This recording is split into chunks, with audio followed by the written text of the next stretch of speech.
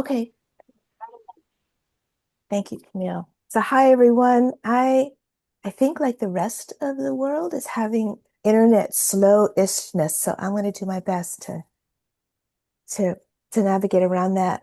Um, Welcome. Good to see some friendly, familiar faces, and I think some new ones. Um, just echo Camille's welcome. We thought it would be helpful, interesting. Thanks for putting in your name and your cafe in the chat. To have a little bit of background, um, we're a smaller group because you, as youth implementers, as youth program folk, are a smaller group. Those who are gathered here, you're all part of cafes that are already full member cafes. And actually, if you don't mind, if you would just quickly unmute and shout out your locations. I'm trying to, I see New Day up in, is it Marcus Island? San Juan Yes. Island. San Juan, yes. Friday Hey, Harbor. Hi. Light Recovery Cafe, Light, Kosciuszko County, Indiana. Indiana. Thank you. Connie, no, go ahead. Yep. Where are you from? Friday Harbor. Okay. Thank you, Tim. Kentucky, Kentucky. Oh, Lexington, and right. Frankfort, Yeah, Lexington. Welcome. uh, And go ahead. Cowlitz County, Washington. Hi Rivers. Hi, Connie. Oh, Caleb, you're from Kai Rivers also? I saw that though. Hello. Okay. Indiana. Okay, people from all over the country. So Indiana is a great place for me to um, kind of pick up the thread. In about 2022, we were doing our adult work, really growing in Indiana. The Indiana state was investing highly in recovery cafes. And we had an opportunity via We Bloom, many of you know Beth, to start some pilot um, trial runs with youth programming because there is such a need. And so we did that. There have been two launches prior to this group this morning with very small groups of folks who were wanting to help us build it. So our consultant that Indiana paid for helped us do focus group with youth from across the country. They went to schools, they went to community centers, and they gathered youth and asked, what do you need? What does recovery mean in your world? How can we be supportive given who we are as the Recovery Cafe model?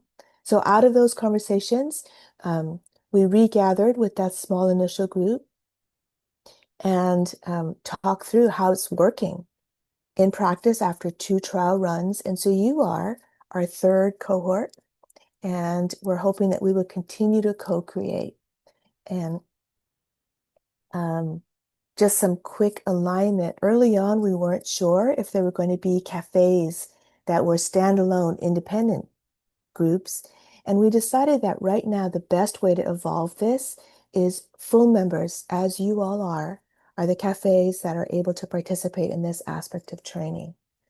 And so what that means is not today, but in a future session, we'll talk about how agency is used, but because you already know how to use it, it won't be a big lift from your perspective or from ours. We'll talk today about some modifications, some adaptions for youth that youth gave us feedback and the early cafes gave us feedback were better for their youth communities. And we're going to be talking about 13 through 17-year-olds with fully just the spirit and hope of, these youth, they have this place where they're growing like crazy. They might have some particular challenges about their development. And we're hoping, though, that when they get to be 17, 18, that their experience with us is connected to their young adult experience. So talking through how to bridge that gap into the adult side of your work. So just hope that was a little bit of our rationale and some context. And to echo Camille, please continue to just ask, raise your hands, ask questions, jump in, and we'll do this together. Make sense? Okay. Thanks, Camille. Next, I'm going to do some slides and hopefully turn them off because there are just a few so that we'll be able to see each other. So our goal for today in this module is to describe and reaffirm what you already know as full member cafes, to just remember what is our commitment as an adult world, describe what stays the same in a youth-focused program, and describe what's different compared to your adult world. So we'll pick up each of these. So next slide, thanks. So when you are with other people in your community, when someone asks you, what do you do? What is your recovery cafe? What do you say? Please, feel free to unmute.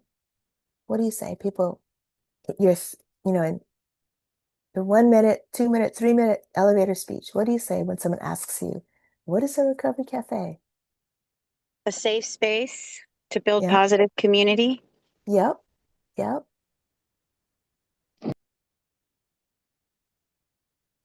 One thing we say is it's a place where people can be supported on their individual recovery journeys Yep, by peers and community members. yep, yep. Hey, Jennifer, I love that individual recovery journey, right? Defining. So really it's about getting to know that particular member. How do they think about recovery? What else? It's a membership with all that involves all paths of recovery. Love it. All paths, yes, respecting that, and membership, that there are some agreements. We're not a drop-in center. That's all very, very much the same. Next slide, please, Camille. So we have worked on this in the last year with our new some of our new teammates, and summarizing what is a recovery cafe about. If you've got 30 seconds, two things: radical hospitality, everyone's welcome, it's a safe space, it's about meaningful relationship, and it's about loving accountability, hospitality and accountability. So our circles, our engagement at the front door, having conversations about what it means to be in our community, and supporting someone as they continue on that journey. Next slide. So just by review, you've seen this, you've been in our materials lately.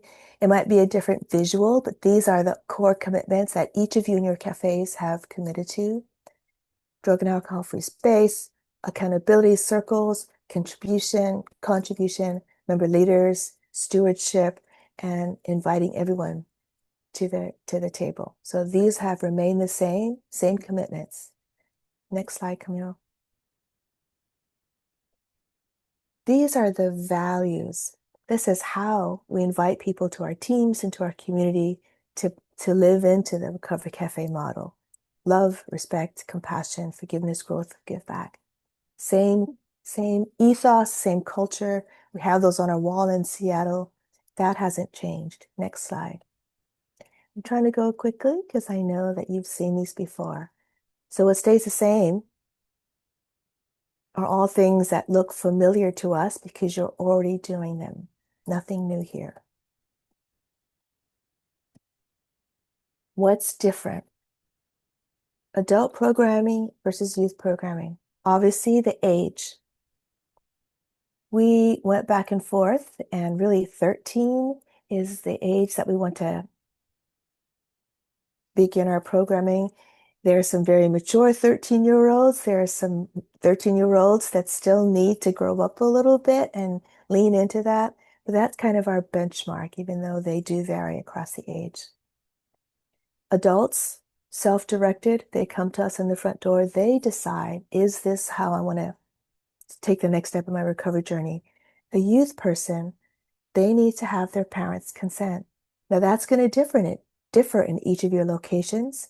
In Washington State, a youth can self-determine at 13, I believe, 13, 14, I can't remember. They can determine their ability to participate. There is still a layer of parental consent in most states. And so that's a big difference. And there's some guidelines that we have learned by doing in some of the different cafes. I should mention, The cafes that are currently doing youth programming is Clark County. So Connie, you and your world in Kei Rivers might have seen some of their youth programming. Frogtown in Minnesota had a youth program, but they're on pause for a little bit because of funding.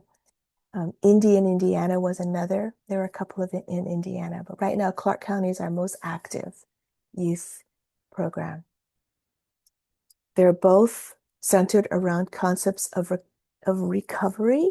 We learned in our conversations and focus groups with youth that recovery didn't resonate with the youth at the same level. They liked the language of discovery. So it's not a stigma laden to say, I'm going to a discovery place. I want to hang out with teens. So just integrating a little bit of a different language. We are leaning away from calling it discovery cafes just for branding and confusing issues, because your youth program is under your recovery cafe, but still that tone of we're here to grow and develop and discover is kind of the theme of youth programming that has more emphasis. Recovery Circles is the same membership commitment. You all know what that looks like in the adult world. We'll talk today in a few minutes a little more depth about what flexibility cafes have recommended to us who were implementing youth programs. So we'll talk about that. School for Recovery, a little bit different. New name, School for Discovery. That's one place we were able to put that word. And again, same principles, same guidelines for your School for Recovery, but more geared toward youth interest and skills. I'll call out Clark County. I don't know if they're in the house today. Oh, Summer High. But Clark County does a lot of activities and events and gathering the groups to do excursions and just really gearing for more kind of active, age-appropriate School for Discovery events. And in the adult program, of course, family members are always welcome as guests. And in the youth programming, similarly, and we can talk through some ideas that might be emerging in your spaces. But because of the informed consent process, there is always going to be some parental engagement or parental guardian or foster parent engagement. So high level overview, we're going to dive deep into a little bit. So when we talk about the biggest flexibility in this space, we talked about Recovery Circle. And these changes, adoptions, came up in conversation with Frogtown, Indiana, and Clark County, who are actually doing this youth programming. So still, when a youth walks through your door, you get their informed consent, you engage them, you talk about what it means to be a member at the Recovery Cafe. And the best case scenario, the youth is able to come to one Recovery Circle, the same time, the same place every week, and they're held accountable in the same way by calling ahead or letting you know that they can't be there that week. That is the best case scenario. Our cafes discovered, youth have after school programs, they've got sports events, they've got transportation issues. Sometimes if a child's in a home where there are two parents that live in different locations, they're not always in the same city at the same time or in the same neighborhood. So flexibility really is needed. And so what we're evolving to is that if a youth engages, becomes a member in your cafe, their membership agreement can be fulfilled by either being in touch with a circle or calling in at least twice a month. Ideally, every week they're there in person, but if they can be in touch with you twice a month, that keeps their active status in their cafe.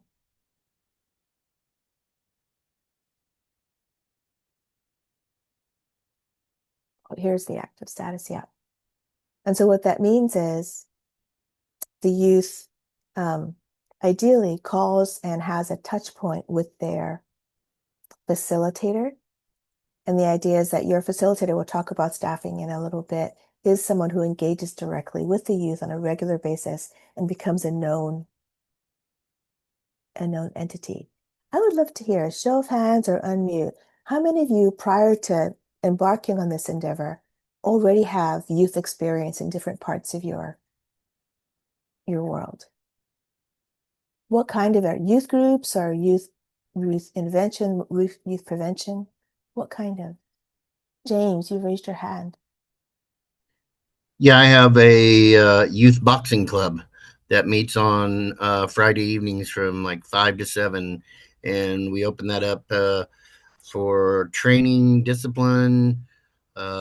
We've added because of the laws, they're not actually allowed to box each other, so we got virtual boxing for them to be able to spar with each other. But yeah, we've had that since 2020.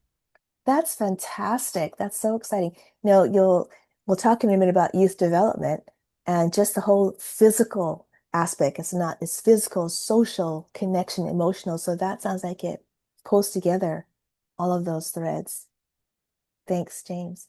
Lots of youth support groups. Yes, same principle. When you've got youth support groups, my mind goes to the youth group at my church.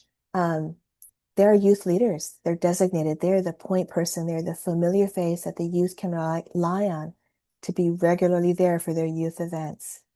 So preserving that aspect of what's helpful for people in this age group. 13 in Washington. Thanks, Caleb. So if there's active status, being in touch at least twice a month, that you need to have a way to track it. So we're going to engage you around agency as well, and we'll talk a bit more about that. Can you go back a slide just for a quick second? So there is, though, in the same way that we try to hold adults to loving accountability, there's a way in which a youth might move to inactive status. They might choose to. They could say, I'm going to have wrestling season or football season, and so I can't come for the next 3 months, but I want to stay engaged and be a part of you when I can. Can I go on inactive? So giving that opportunity to let the youth determine their active status. And youth gave us feedback that active and inactive was a friendlier way to talk about how they're engaged with us versus enrolled and disenrolled. Thanks, Connie. And if for some reason, as it has happened, a youth disappears because it's not a planned inactive, there's the same way back into membership is the same as for adults. New member introduction or a fast track, depending on how well you know the youth and their situation. Making sense so far? What it looks like and what's a little bit different. All right, so with that, those very slight flexible changes, if you're in that same space and some youth asks you, what is a youth program? I know at a Recovery Cafe, how is a youth program? What's that about? What are some things that you would say?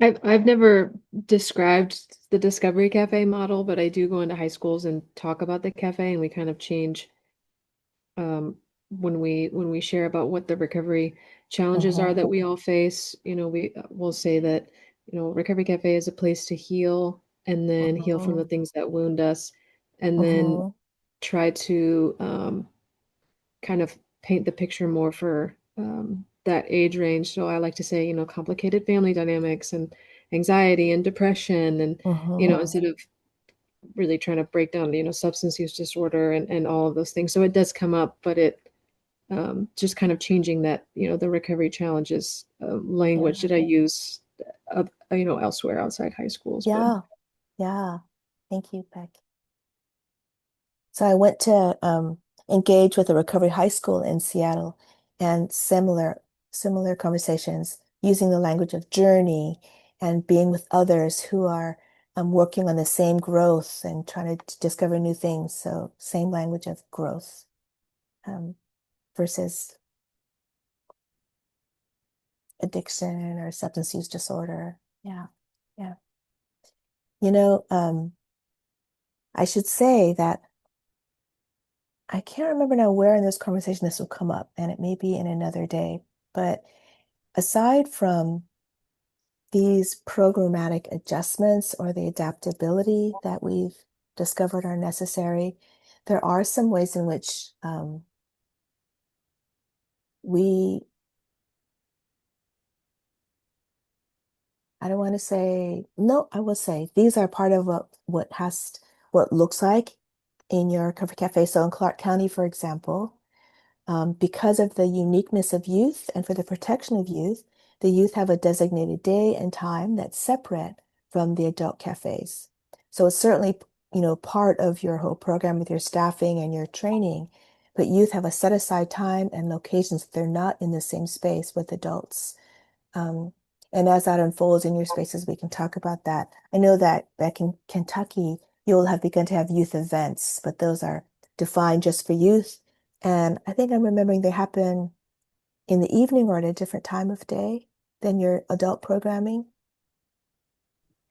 That's the plan, but we're pilot locations are at high schools right now. Mm-hmm. We're working on that, but it would be after school. Mm-hmm. Mm-hmm. Summer, I'm so glad you're here representing Clark County, who has been doing this for a couple of years. If you're able, we'd love to see you and tell us a little bit about your own space. Congrats on that. Thank you. Sorry, I'm actually homesick, so excuse my losing my voice. But yeah, we just got our own space, so we're no longer sharing with the adult side anymore. Mm-hmm. Can you say a word about when you were sharing the adult side? Did you close the adult side or did it office hours? At off hours? How did you do that? So we originally were Friday through Sunday, and Sunday our adult cafe was closed, so we had no issues there. And then Friday and Saturday we used the space after hours, so we didn't have any of our adult members coming in just to protect their space and our youth space. It worked really well, honestly. So I think that's a good alternative if you don't have your own space. It worked for us for over a year, so. Yeah. I remember Summer, we had conversations about even with the separate space, there were some shared entrances. And so you really had to be mindful about, even in that short entrance, the interaction of the adults and the youth. While on the one hand, really awesome, on the other hand, the protection of the youth and the programmatic structures. You were very mindful. We also had Tim in the chat that stated when they asked about the Recovery Cafe, they say a safe space for youth to explore themselves within specific programming with the ultimate goal of developing a true sense of self, a sense of place and space, and a sense of belonging. Love that. That is beautiful. Tim, please remind me where you're located.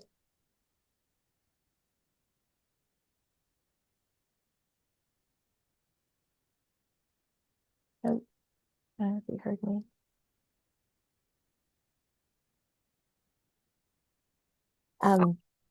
We were asking Tim where you are. Oh, San Juan. Thank you. Awesome.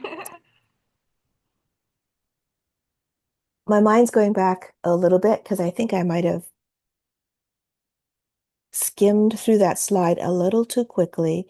There was another question about an adaptation that Summer, you were in this conversation. You remember we did some feedback processing about what your youth said and what you were seeing in Clark County. The question came up in previous cohorts. Does the youth have to go to the same circle at the same time every week in the same way that we ask adults to be accountable? And we discovered that what the youth implementers were finding is sometimes the youth could come on a Tuesday or come on a Tuesday and a Wednesday, and they benefited from being able to have some flexibility about the circle that they attended. And so we talked through some of that. An ideal best case scenario, the youth is in a Tuesday group at 5 o'clock, and they come to that Tuesday group at 5 o'clock. But if that youth somehow suddenly is not able to come on a Tuesday, needs to come on a Wednesday that week, and there is a Wednesday circle, there are ways that there can be more fluid engagement in that recover circle. So go ahead. Thank you, Summer. When we first started we call ours Teen Space Cafe, and we tried doing it just like the adult cafe, just really mimicking that model. And what we saw is it just was not realistic for our teens, for all the reasons you mentioned and more. So we offer our recovery circles every day. We do a high school one and a middle school one. Just we feel it's important to keep those separate because they're in two Yep. different levels Yep. of maturity. And so that way, if they can't attend the day that they usually do, they can pop any day that they're in the cafe, they can attend a circle. And that seems to work a lot better. And so we're now open 6 days a week since we got our own building. And so it's even more flexible with those options. But it was a real struggle for our teens, and it was not something they could commit to for so Mhm. many different reasons. But this way has been a lot more successful. Thank you, Summer. Um, and I guess that is another tie to the adult world. In the same way that in your adult cafe, none of us can know every member, but every member is known by somebody because every member is in a recovery circle. So the same idea for the youth as well. In the adult world, what that means is you have a once a week consult meeting. You have your staff check-ins, that's one kind of meeting.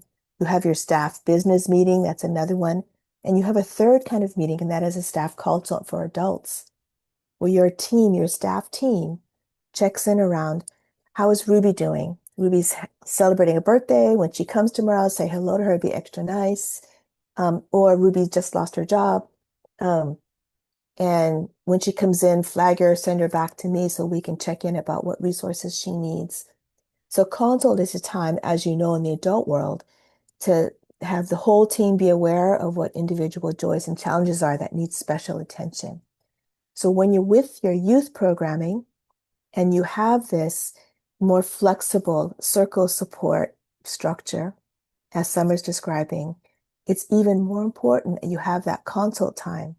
Because the reason we initially had one circle, one commitment, consistency is because we wanted to make sure someone had a place to be deeply known.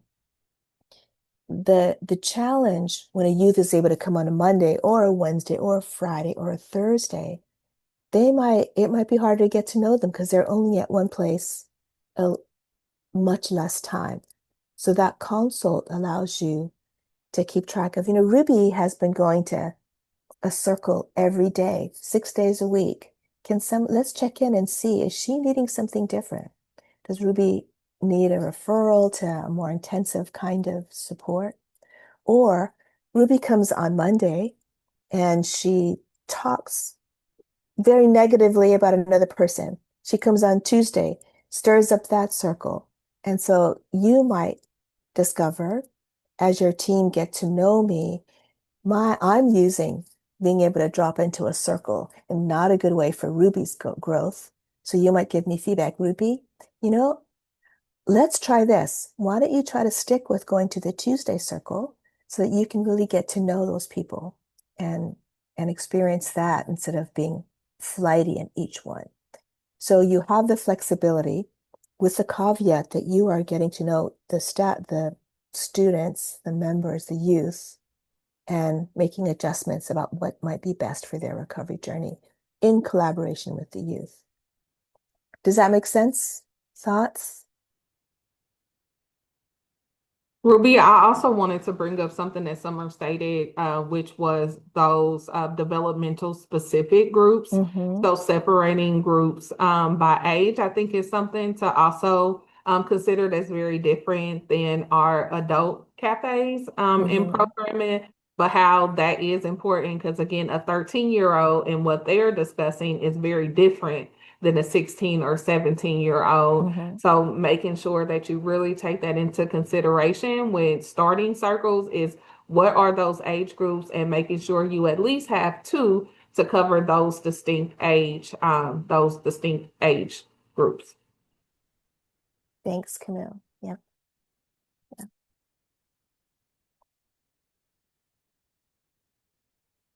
Some of you have put in the chat that your experience has been with youth groups. Anybody wanting to come off mute and share more about their youth groups? We've heard about boxing, we've heard about being in the schools, and how this approach fits in with what your experiences are.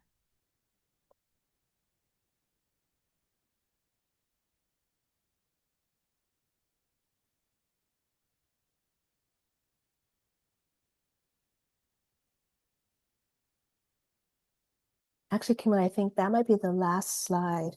We can turn off the slides for this section. Thanks. Yeah.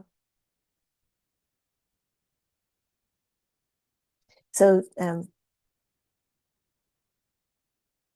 I'll pick up the thread of, so the youth group experiences in my world is with youth groups. And so to Camille's point, we have a middle school youth group and we have a high school youth group, and they have their own separate times.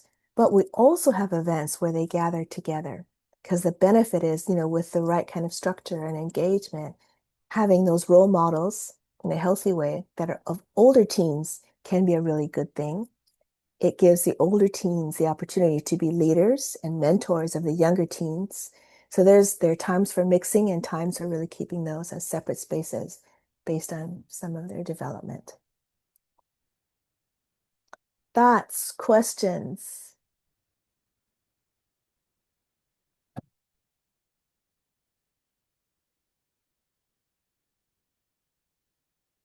I know that some of you are implementing this summer. I love that you call it teen space or youth programming. You are already operating within a larger parent organization that might have family services with youth. I don't know how many of you on the screen are in that situation, but if there are questions or just dreams that you'd like to share, we'd love to hear it. Curious if anybody engages with the school system in any way, and if maybe they've had any successes or challenges with that. I've been kind of struggling with Fayette County, where Lexington is located, versus where Louisville is.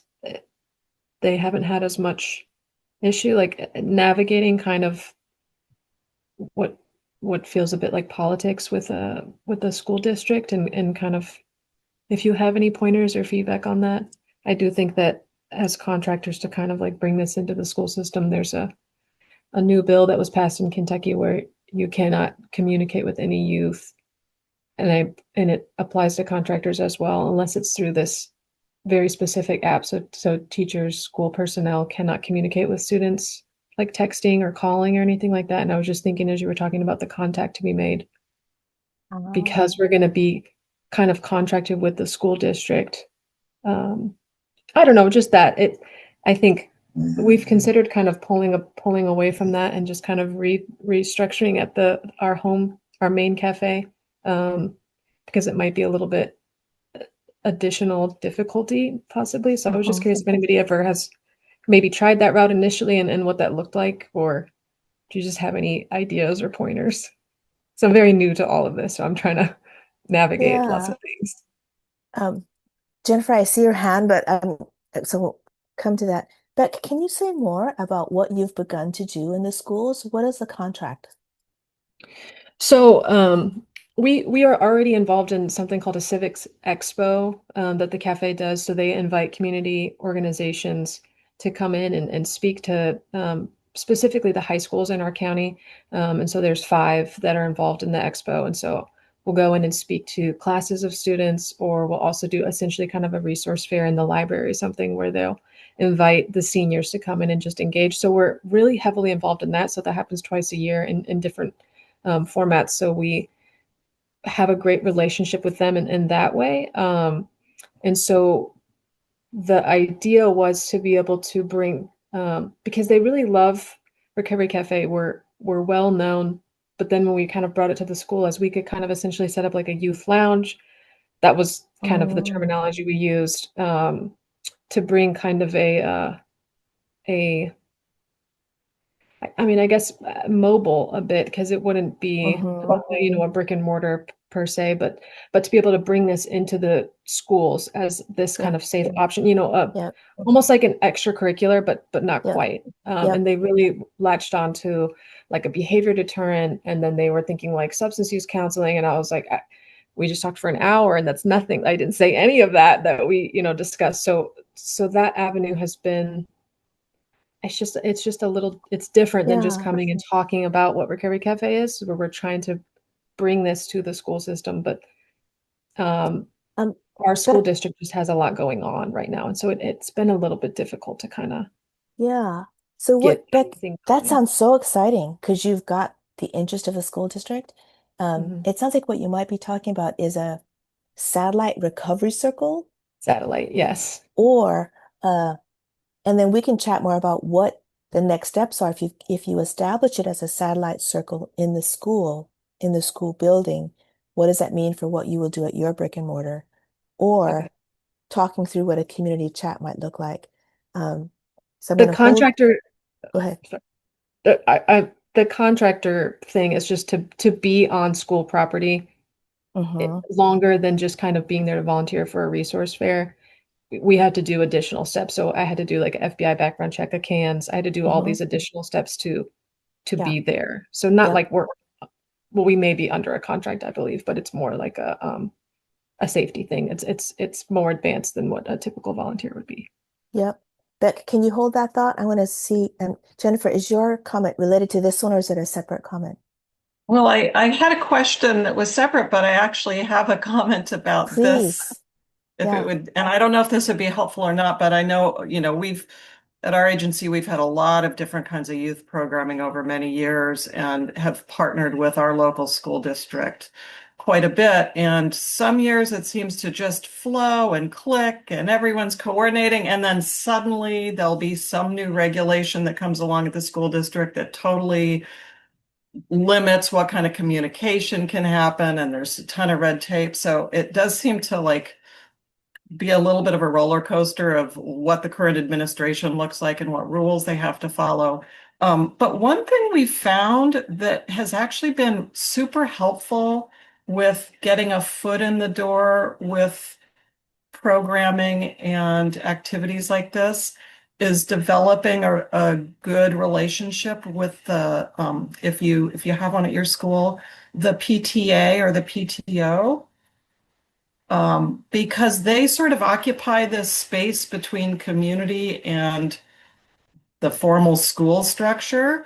And they kind of already have a foot in the door, and often they're raising money for schools, and they have a lot of rapport with school administration. And as parents, they're a little more accessible. So we have found that they've been super helpful in terms of, and for example, like our school district a couple of years ago suddenly created a policy that they used to be willing to put out notices about our youth programming on their all district email, so it would go out to all the families, and then they changed their rule that if you're not part of the school, you can't put a notice out on their email, which was a bummer because it really limited our outreach. However, the PTA was allowed to use the school email.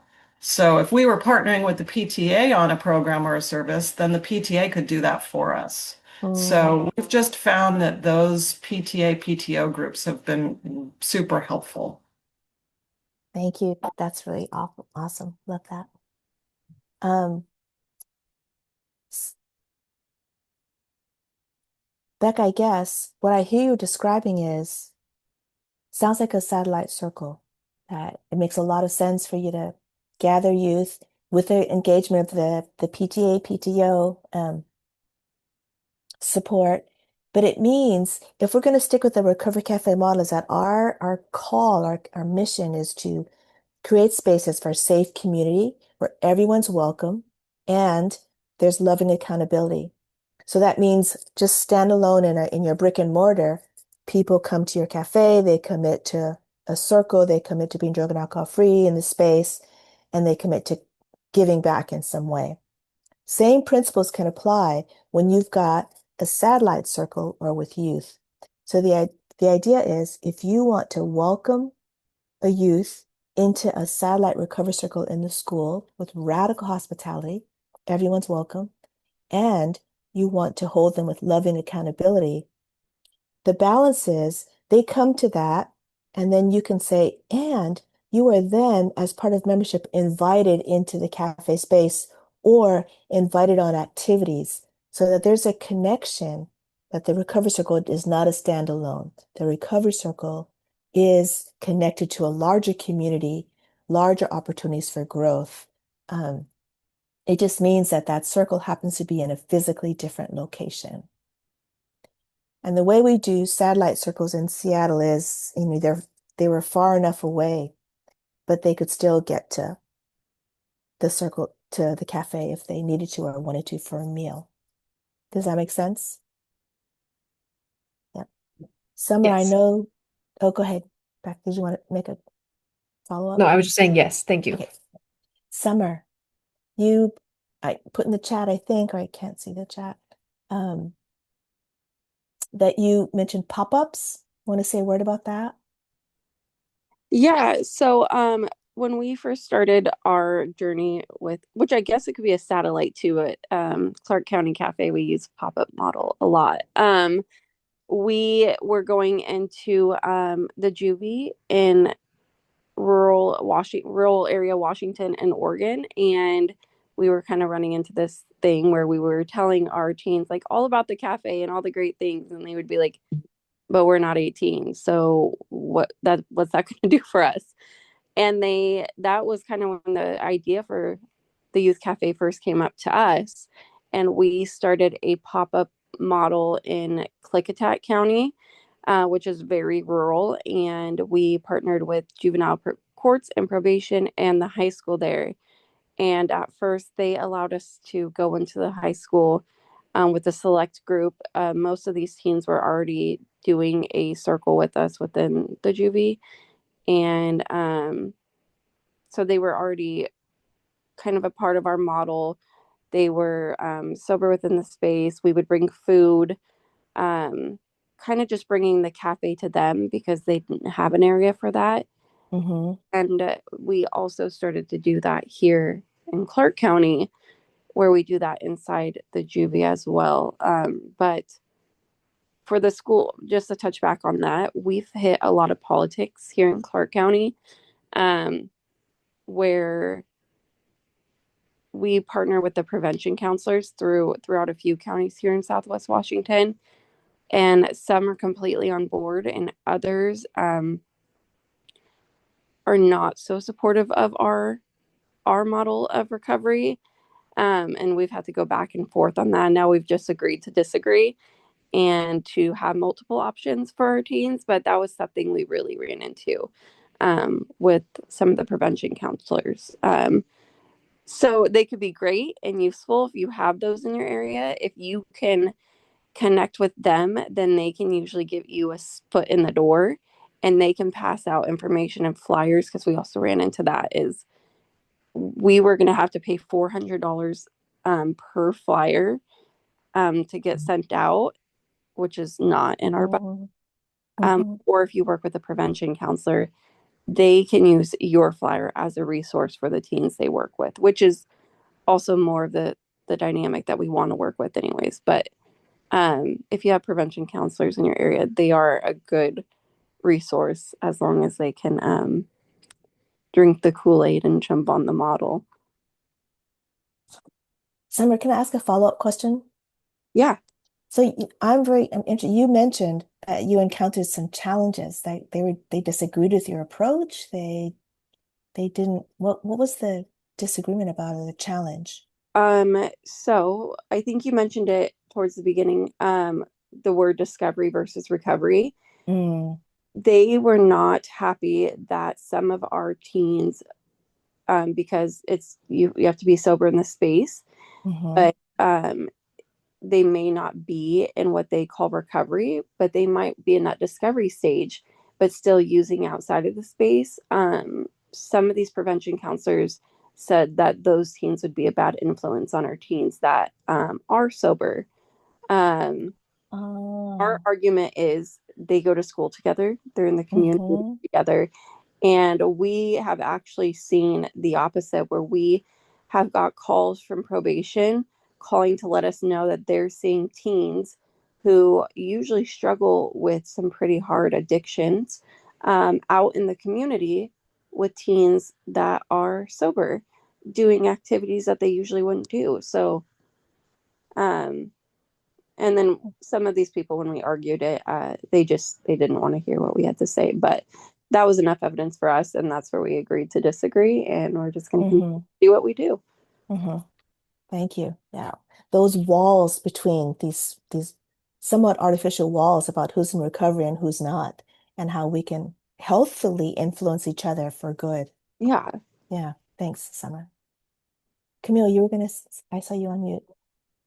Yes, I was also going to suggest some school systems have what they call education liaisons, and they're like a liaison that work with the school system, but also in partnership with the local child services, and they usually have a leverage to a greater relationship sometimes with the school systems.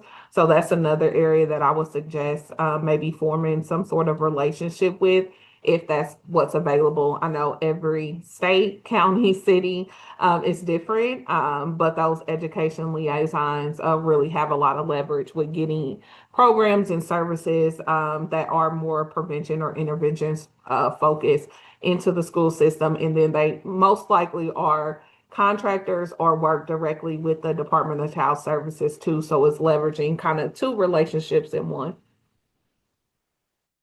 Thanks. Oh, yeah.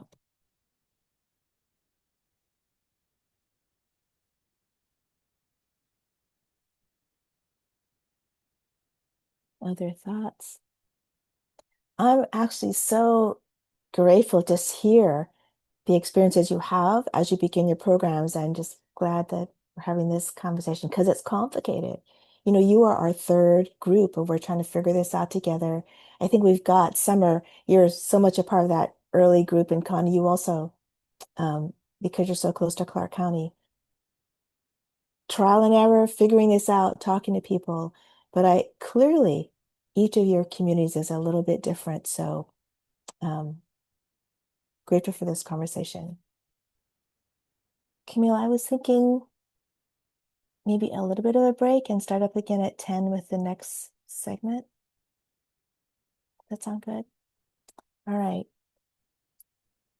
Let's take a 7-minute break, come back at top of the hour, and we'll jump into youth development and mental health. But I can see that this is a in the know group, so it'll be a conversation. But shake your legs, get another cup of coffee, and we'll see you in 7 minutes at top of the hour. There's something. Oh, thanks. There's some. Oh, this is from NIH. Just a quote that all of these factors, they're interacting, they're shaping the humans that we have become. And it is directly related, not just to the individual, but to the environment. And so we're just seeing the need to provide good environments. Next slide.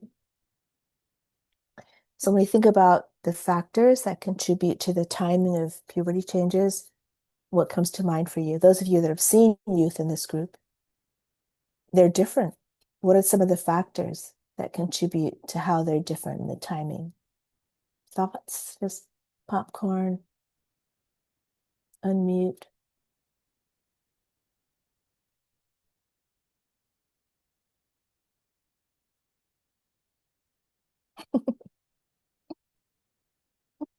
Okay, next slide, Camille. So this is what we've come up with. We think about physical, social, emotional, cognitive changes that's happening. These are the factors that contribute to what rate they happen at, if they happen well, if they don't happen well, how things might get interrupted. Your genes has a lot to do with your growth, how fast you grow. Are you the tallest person in your class? Do you have a lot of acne? What does your physical gene pool tell you how your body's going to respond in this phase? What are your physical vulnerabilities? Are you a good athlete? Is that socially acceptable to be a good athlete? Exercise, really, I was surprised to see some of the researchers calling this out, that during and before adolescence, keeping your body physically active can affect just how your young person goes through puberty. So I'm thinking about the boxing group. That's so beautiful because the boxing is a workout. It requires balance and skill and strength, and that are all contributors to a healthy environment and reducing risks in this age group. Chronic illness has an effect, substance use certainly, and development in other areas, like emotional support. And when I think of substance use, I put in that category mental health challenges. Is there a family history? Does the child have support for that? Do the parents have support if the parents are challenged by mental health or substance use? So all these environmental factors affect what the youth, the rate at which the youth is experiencing those changes, and how they can meet those challenges. Next slide. So because we're recovery cafes and we're trying to build out youth programming within our recovery cafes, we're all about support and healing and safe spaces. So we want to talk about for a minute, what is harmful use? How do we define that by youth? How do we define that? And it's just, certainly there are diagnostic categories that some of our partners might be using. But for our purposes, it simply is any pattern of a consumption that damages the youth health, socially, emotionally, physically, cognitively, anything that gets in the way of all of this deconstruction and reconstruction. And substances certainly can interfere with that. Next slide. So these are the contributors to harmful use. Easy access to substances, no small thing. Easy access increases the likelihood that a youth will access and consume. Being around peers who consume increases the risk of harmful use. The reward-associated personality traits, just that also has some genetic influence. Things like impulsivity are more likely to be at higher risk for harmful use of substances. Having family members, parents, caregivers, foster parents who consume substances, neglect, being from underprivileged socioeconomic situations, because that affects income, housing, stability, all things in the youth's environment that increase their risk of use, harmful use. Unfortunately, the numbers still tell us that minority, well, that should be minority ethnic or sexual background or orientation or identification puts a youth at higher risk for a number of challenges, substance use, not the least of which is of interest to us.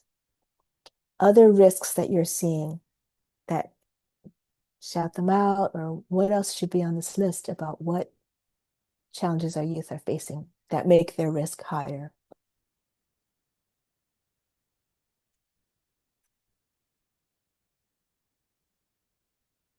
It seems, and we included this risk conversation, it just seems so key because if we can identify and keep the risks that these youths are encountering top of mind, that helps us develop a program.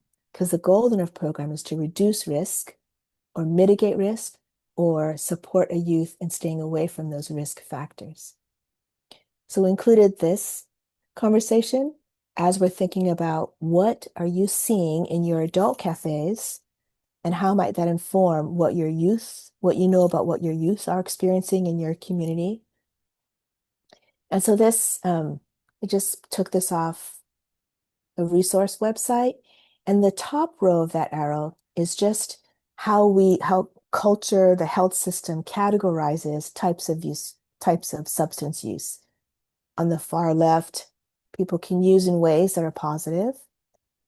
It moves on the continuum toward misuse, and then on the far right towards substance use disorder. That's the top row.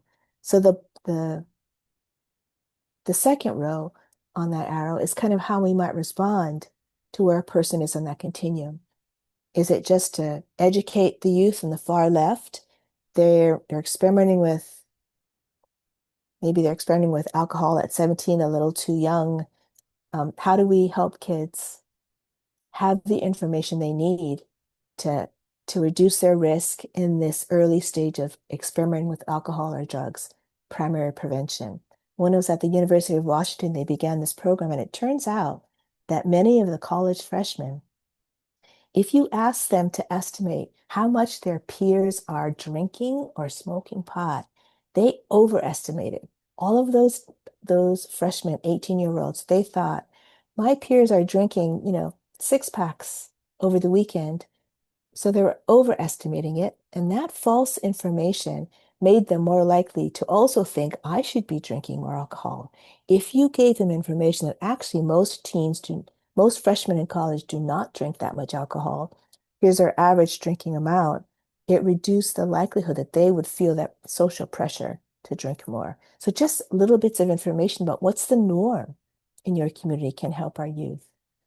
So that bottom second row really helps us think about where is this person? What is the risk? How do we think about how to intervene? And of course, really relevant to us is recovery support at the far right end of that arrow.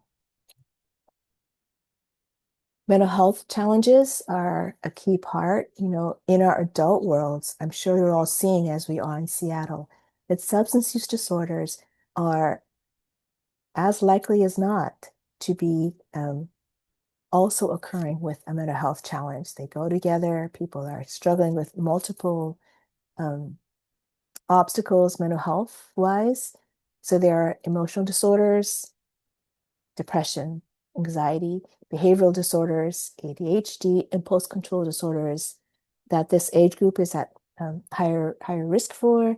Eating disorders interfere, psychoses certainly, thoughts of self-harm. Any of these risks in that youth, their gene pool, their environment, their family history, raises the risk for that youth to develop not just an additional mental health disorder, but some substance use. And again, useful for us because that helps us train our staff teams to be attuned to that, to recognize we have to balance how we're going to respond to what this youth needs from us in this support phase. Next slide. Does that resonate? Does that ring true for those of you that are seeing youth in different spaces before you begin your programming? Does that capture kind of the ups and downs and the multiple layers?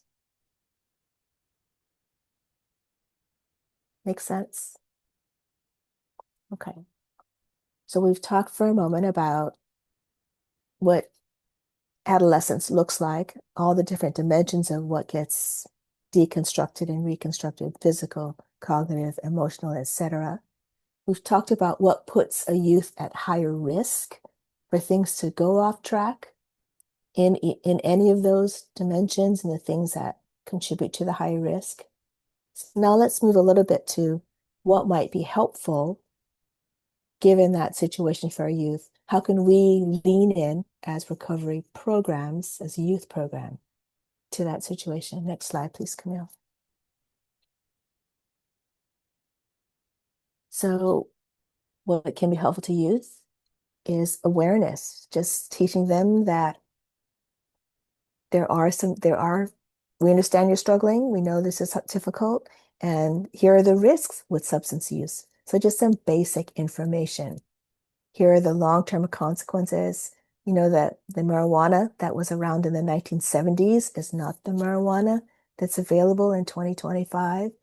Commenting on all of the things that others might be telling you about marijuana or what you've read in the, comics or literature, that it's a different substance and it's going to affect you differently and might have different consequences than you've been told historically marijuana brings or alcohol. So just awareness is a way that we can engage. School for Recovery comes in here. Peer conversations, sharing useful information. What else might be helpful to youth to support them? Self-confidence and psychosocial skills. So your support circles, you're having programming, your events, your car washes, your boxing, building self-confidence and psychosocial skills. So not to be underestimated, the power of a recovery circle to build psychosocial skills, practicing listening to one another, practicing recognizing, oh, I'm scared to share in my circle. I'm 15 years old. I don't know anybody. Having an adult name for me, oh, Ruby, it's hard to share in a circle. Well, how can we start? is coaching psychosocial skills. That's a real gift to that young person. It gives them a model for how to engage and grow differently, to reconstruct how I'm going to be a social, connected person in the world. Building self-confidence, that is an intervention. Encouraging positive reinforcement. Absence of other mental health challenges, I guess that's the flip side. That's certainly very helpful. From our perspective, if you encounter a youth in your programming or among your participants, and you think this person is challenged by some mental health, that is a little more than we can do in a support circle, in a recovery circle. How can you get them resources? How can you suggest to their parent, their adult, their guardian, this child, welcome, this youth, welcome here. We love them, we want to engage them, and we think this person might be helped by some additional mental health support. It might be that no one else has noticed it or talked about it or normalized it. And that is a key way that we can contribute to the support of this young person. We can create spaces that invite support from peers and parents, because when a youth in this age group reports that they experience higher support from peers or parents, their risk goes down. They're more likely to be resilient in challenging situations. So creating a cafe space during youth programming hours that invites places to gather, talk, maybe even parents to come in on occasion, a special occasion, to be a part of supporting your youth. James, I see your hands raised. Yeah, I have noticed, like in our boxing club, after we're done with the training part, we allow the kids to kind of like be together and talk about subjects that they're dealing with. Mm-hmm. And I've seen that how helpful it is. First off, is them being together and boxing and bonding, and then Mm-hmm. after the training, then they are more open to be able to share with each other and Mm-hmm. have a good time. Plus, there's a respect for the trainer, that when they have a Mm-hmm. question, they are more receptive to uh I don't know, guidance uh Mm-hmm. from the coaches. So I really like that last part, the support from peers and parents, or actually maybe even having a healthy um, interaction with an adult that they might not have at home or have problems with at school. So they're loved and cared about in a special way, that they feel able to share. Mm-hmm. Thank you, James. It's so organic what you're describing, because it hits all the bases. Makes a lot of sense. And it just speaks to some key feedback that we got from the first two cohorts of youth implementers is the circle is great, that check-in time is great, but connecting it to an event, connecting it to an activity, raised the likelihood that how they engaged in that sharing time would be more productive. So that you've brought the physical activity to the sharing is just so consistent. Clark County, what comes to mind all the time, Clark County, is the car washes or the the sports events that you all gathered the group around as a shared activity, and then that led to the more intimate together time. Thanks, James. And also, And I wanted to comment as well, just being someone, I was actually a youth of parents who were in recovery. So not someone who was challenged in recovery as a young child, but it was still very important. And for me, and my siblings to be able to see other youth who also had parents who were going through those same challenges and have an outlet to go to. So we would go to meetings. Back then it was the NA meetings, with my mom, but just to have that peer interaction, to be able to see like, okay, we're not the only ones, and there are other people who are, having this struggle, but also have that common ground of individuals who, to this day I see them as like we call each other family. and are able to support each other, but having those peers around kind of help to normalize things in a society where it didn't feel, very, normal or supportive, but to actually have those images of others who are actually, doing things and trying to be healthy while navigating through these challenges as a youth and understanding what recovery looks like, as a parent, but also having an opportunity as a youth to see those positive aspects of my parents by being a part of their recovery as well. So oftentimes when we talk about the recovery cafe in the youth model, it's not only for those who identify who are in recovery, but also those children of adults who maybe are participating in those adult programs to also have that positive outlet as their parents have as well. Mm-hmm. Thanks, Camille. So love the discussion because it brings up just the different scenarios. Because it might be that in your adult world, you have an adult member who has children, who has youth, who they want to engage in ways of connecting and to get peer support. Now, if you're in a cafe that has to share the space so that Monday, Wednesday, Friday, adult, Tuesday, Thursday, youth, that's kind of a juggling act for parents and youth. But if you are in places like Clark County that has an adult space and a separate youth space, it might be that your adult member would be motivated to bring their youth. So at the same time that they're in the adult cafe space, in a separate youth space, their child could be engaging around peers to kind of talk about Camille's example. James, something you mentioned was really helpful to me, that the consistency of the boxing trainer is so key. And again, that's another layer of feedback. That relationship to that primary adult or that primary older mentor is really key. And so when we think about flexibility, for example, again, Clark County is picking on you because you've got things up and running. Clark County's open 6 days a week, so they've got a recovery circle 6 days a week. But it really is much better and more in support of the youth if on each of the days, the circle that's facilitated is facilitated by the same day, so that I know if I go on Wednesday, Beck's going to be my facilitator. If I go on Tuesday, Caleb's going to be my facilitator, so that the youth has some control over the consistency. And that also contributes to that sense of trust and reliability and bonding. So, does that make sense?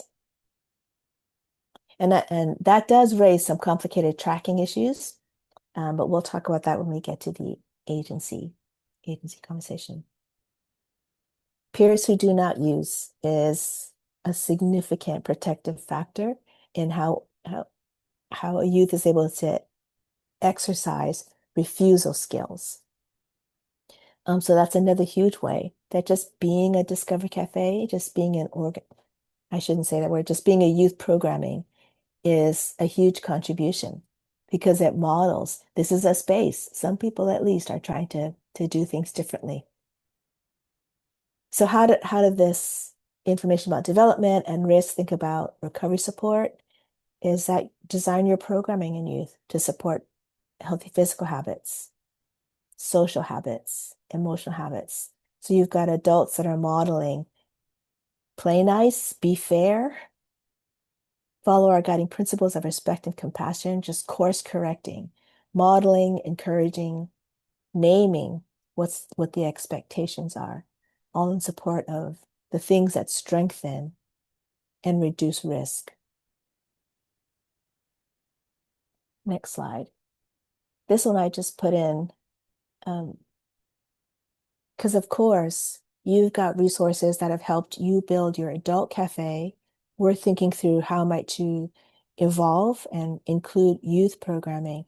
But this seemed really relevant that this is consistent with how groups all over the place are recommended or best practice to respond to someone in need, someone to contact, someone to respond, and a safe place to help. And your youth programs can be that. So setting it up so that the youth has those in place, whatever they may be challenged by, is really a key support system. I think that's the last slide. Thanks, Camille. Thoughts or comments? What are you imagining? I mean, I know that you've not begun formally your youth programming in your cafe yet, but what are you thinking might happen in your cafes? What programming ideas that would support the youth?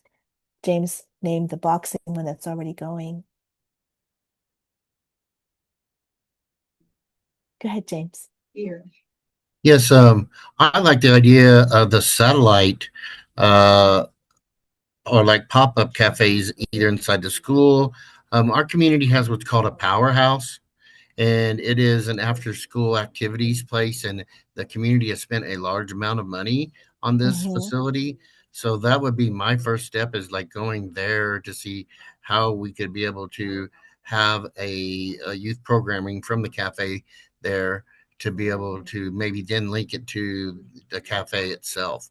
Like after they're done and at that place, then to be able to still be able to come to the cafe space. Mean like have a circle at a fixed time at the other location, just Yes, to because they already know each other, right. and then have events at your cafe, brick and mortar. Yeah, because I mean Yeah. we are lucky, but it's still struggling a little bit that we have we have 4,000 square feet to be able to use to open up for things. But you know, at the local environment of grants at the moment have made things a little bit tight for me. So just trying to figure that out is going to be different. But I think I might be able to have Monday, Tuesday, Wednesday open to be able to do that after school, and then Mm-hmm. maybe on Saturday. So I'm just trying to navigate that. But I did like the idea of the satellite uh, circles, and then also the coordinating with the PTA. I thought that was a really good, insightful Mm-hmm. information. That's great. Yeah. Thank you. And James, it's really great that you're keeping that key connection. The satellite circle is intended in some ways as a convenience and to take advantage of that's already those youth know each other. So establishing a consistent time and space for that check-in with the full invitation. And this means that you can now come do fun things at the cafe, have a meal when it's youth time, or we will have activities. We'll go for a hike. So to tie together that small group time with a larger community engagement. So it sounds like you've got the pieces. Beck, that's so relevant for what you were sharing earlier. Yeah. Connie. So we're talking about what we think we're going to start with. Yeah. Yeah. Okay. So my vision that I can see is we've partnered with a church building and peoples across the river, and they want their space to be utilized for the community. And so what I see is us starting small, 1 day a week, like on a Friday after school, like 3 or 4 hours. We'll start with one circle and we'll do a meal, and we will pretty much begin with duplicating everything we have here, but on a way smaller level Mm-hmm. from the adult cafe. So we'll make sure all those things are in place, and then we'll just grow from there according to what the needs are of the youth. I believe we will need to get a vehicle eventually because youth can't drive. A lot Mm-hmm. of them can't drive, so they'll need transported somehow, Mm-hmm. um, or partner with other resources that transport whatever they're involved in. We'll have to see how it goes, but we're going to start small and grow. So, Honey, that sounds awesome. So your youth programming, you're planning it to be in a completely separate space. yes. Yeah. Yeah. That does give you more flexibility. Will you be able to dedicate that space to the youth so they can, or is it a space that you have to set up and take down every Friday? We will be able to leave our stuff there. but that time while they're there will be dedicated to them. Any time for the youth will be surrounded by only them and no outside other people coming in doing other things. So Thanks. I asked that question because Frogtown, the Minnesota group that is for the moment on pause, they were in a church basement for their adult cafe on certain days. And then in the evenings, they had the youth programming after sports games. But it was still the same space. When the youth came in, there were no adults there. But what they discovered was the youth loved for their couple of hours in the evening, redecorating or moving the furniture or somehow making it physically their own for those couple of hours because they knew that it was used for another's purpose. So that's just kind of fun. And I just was so charmed by how eager those youth in Minnesota were to create space for themselves. So I'm glad you have that location.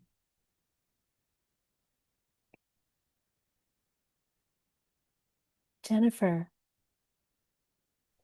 Right, this is sort of, half idea and maybe half question for others on the call. I know with a lot of our middle and high school youth programming, cooking is really popular, and it also seems to be a great way when kids are cooking together to get people started talking. So I'm curious with the other cafes that have already begun, what the role of food looks like in your cafe programming in terms of snacks versus meals. I also think about how many kids we work with where they rarely, if ever, have a sit-down meal with family or with a group of people they really know, and how valuable that can be. But I also know that often programming is at sort of a time that doesn't necessarily accommodate a full meal. So I'm just curious what some of the established cafes have been doing around that.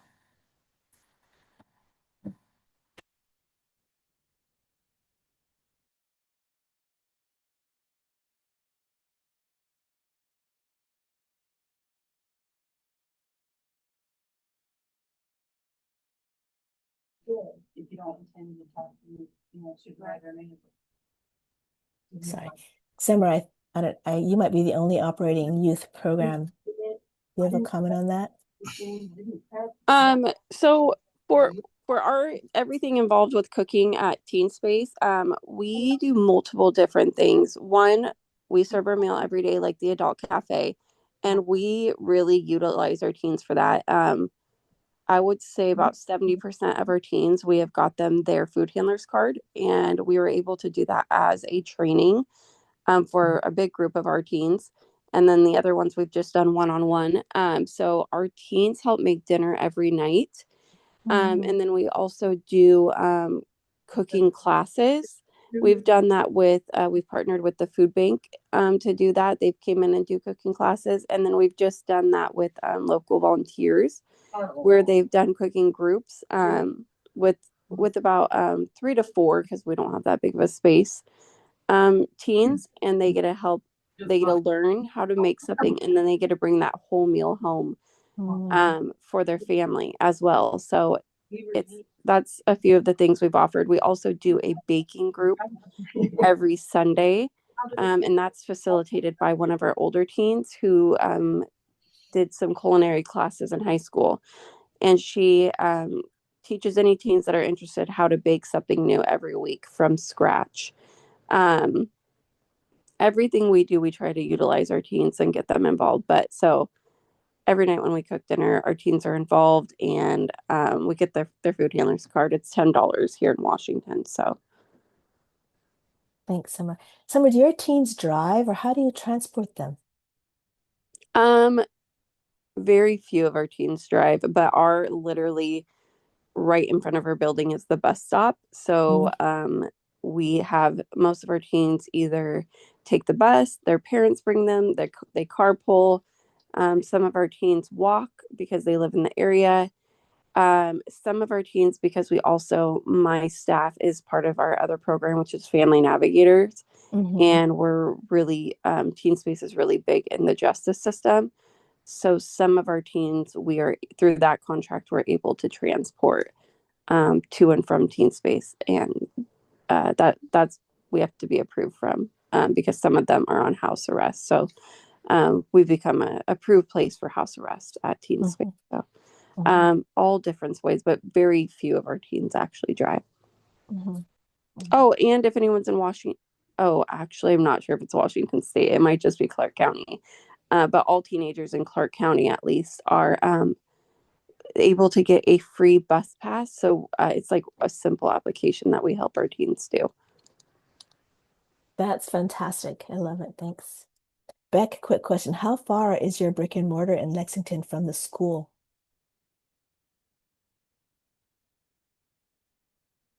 The high school that we're working with right now, it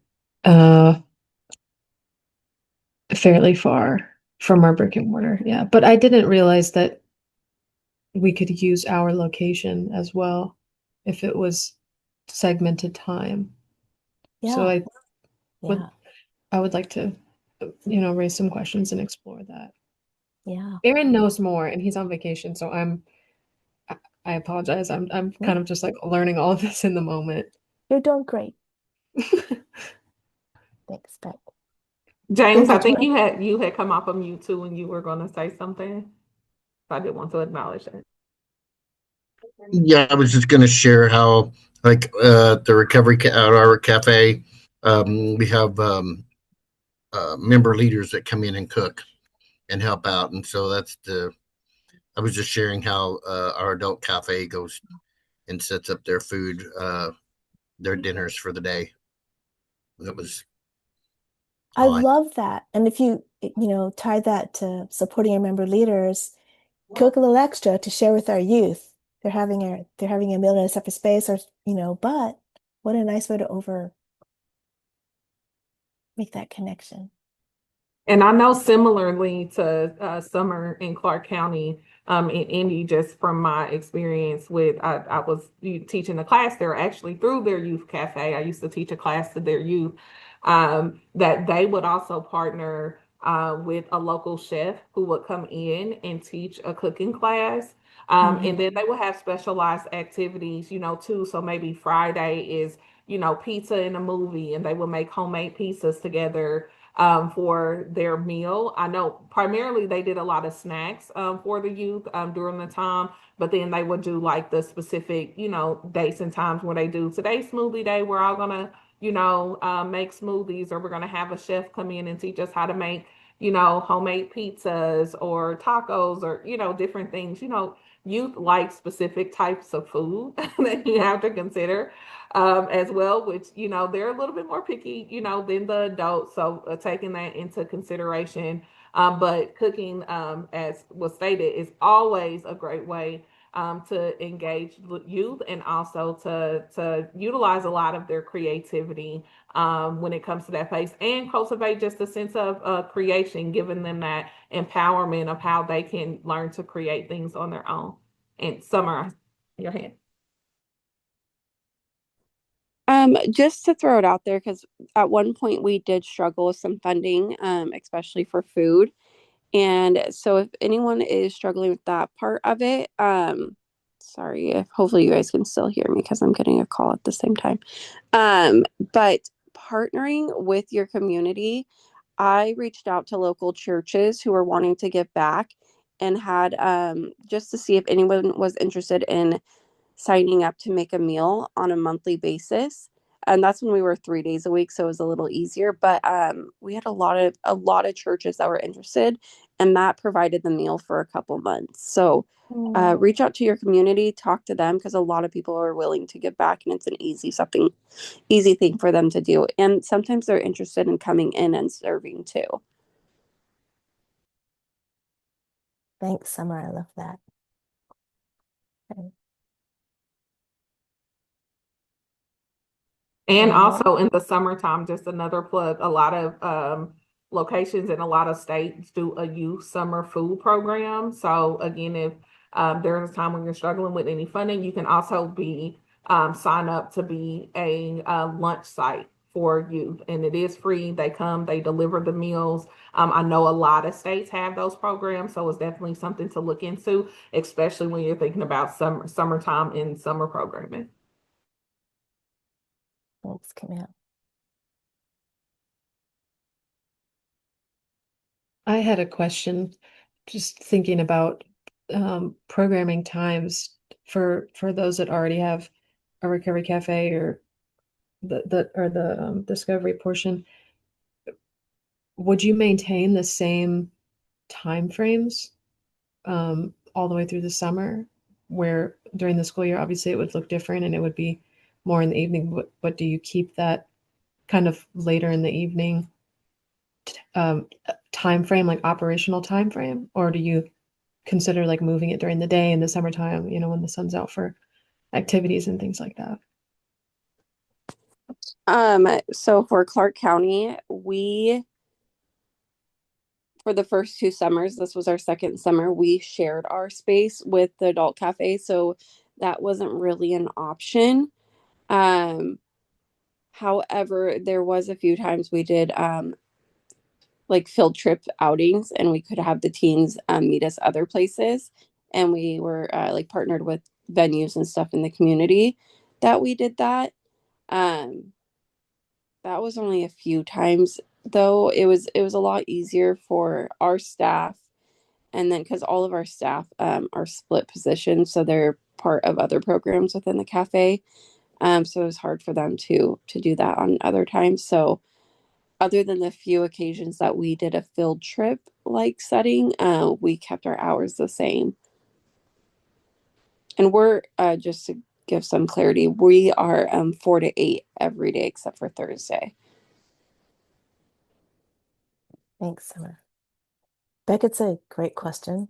And what's so exciting about this conversation is at this stage, and you've got some youth at the school, you could ask your youth, what would, balance consistent schedule with hearing what flexibility do you need in the summer or in the fall when there's football practice. So engage the youth, because it will vary about how they'll utilize or, what's appropriate in their location given their schedule. So engaging the youth could be a key part of how you decide that. There's no hard and fast rule about scheduling, just kind of how you respond. I was also curious, you had mentioned that you all kind of received some data research information from university in Seattle. Is that kind of a go-to because where we're located, when we have a kind of an overlap of rural and kind of urban suburban area, like for the larger, county. And I was just thinking, I'm sure that is tracked somewhere, but I know it would maybe look different because it's information on minors about like, kind of what's showing up, maybe in the way of substance use or mental health challenges, something like that. I mean, is that something that, like, we have a university in town, is that kind of more catered to that? Or like where are you all maybe getting this kind of pre-information on what the community, like what you're seeing in your communities, I guess?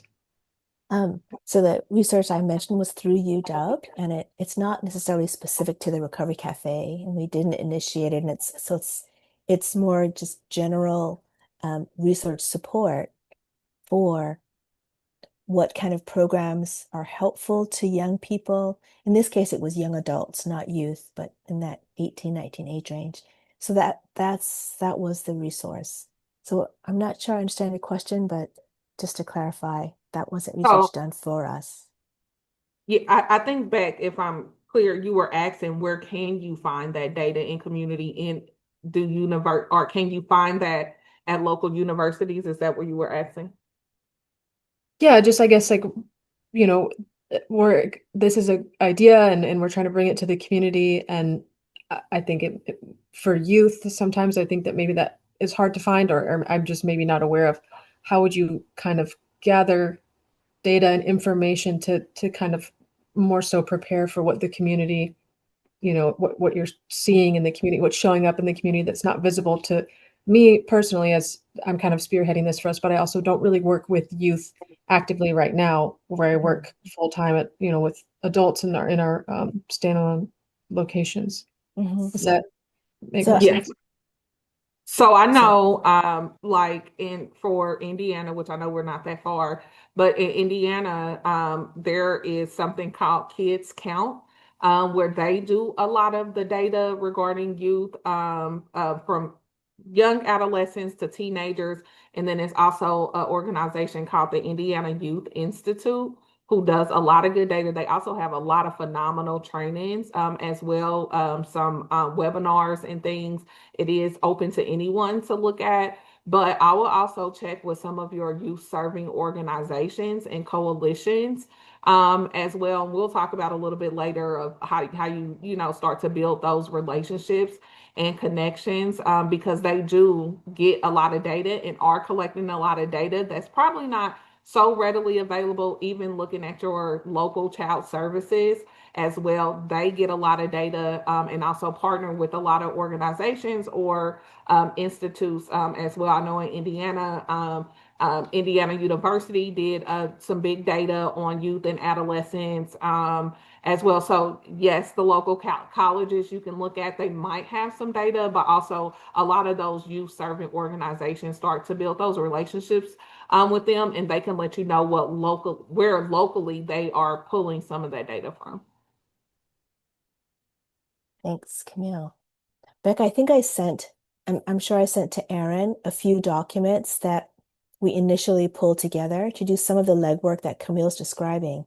I can try to forward that to you, but they're also like they're national youth and we have a document in our file, Camille, about the youth wellness for you to use as support for the program you're building and in grant writing is, I think, what you're getting at. Yeah, it's a great question. We have two more conversations to gather around. One is about staffing and hiring and just suggestions around that and in youth engagement. So Camille will pick those up, but let's take a break, maybe a little bit of a longer break right now. Camille, what did we say? We said 15 minutes or 10 minutes? Yes. Yeah, we're 15. we're at 10 minutes now if we start on time, but 15 minutes is still fine. I Okay. think we'll be good on time. Okay. So we will see you at 11 o'clock. Yeah. Sound good? Thanks, 11 Jen. o'clock or 2 o'clock if you're on Eastern Standard Time. Okay. See you soon.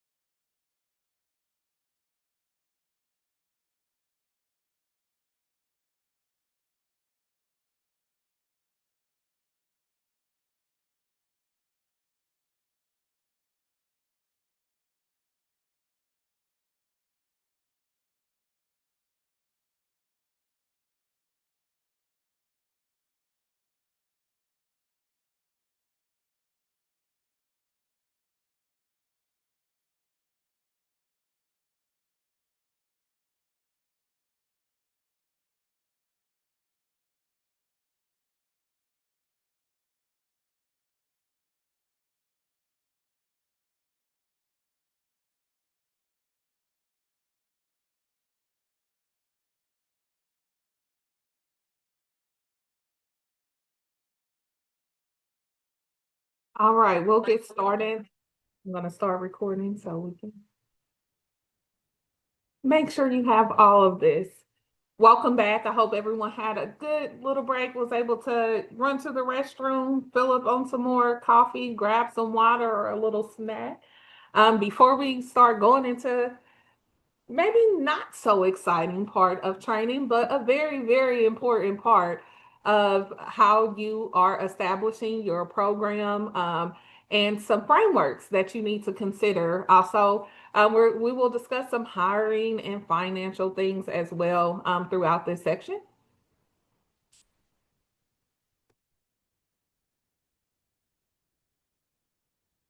All right, let's see if it's going to let me move forward.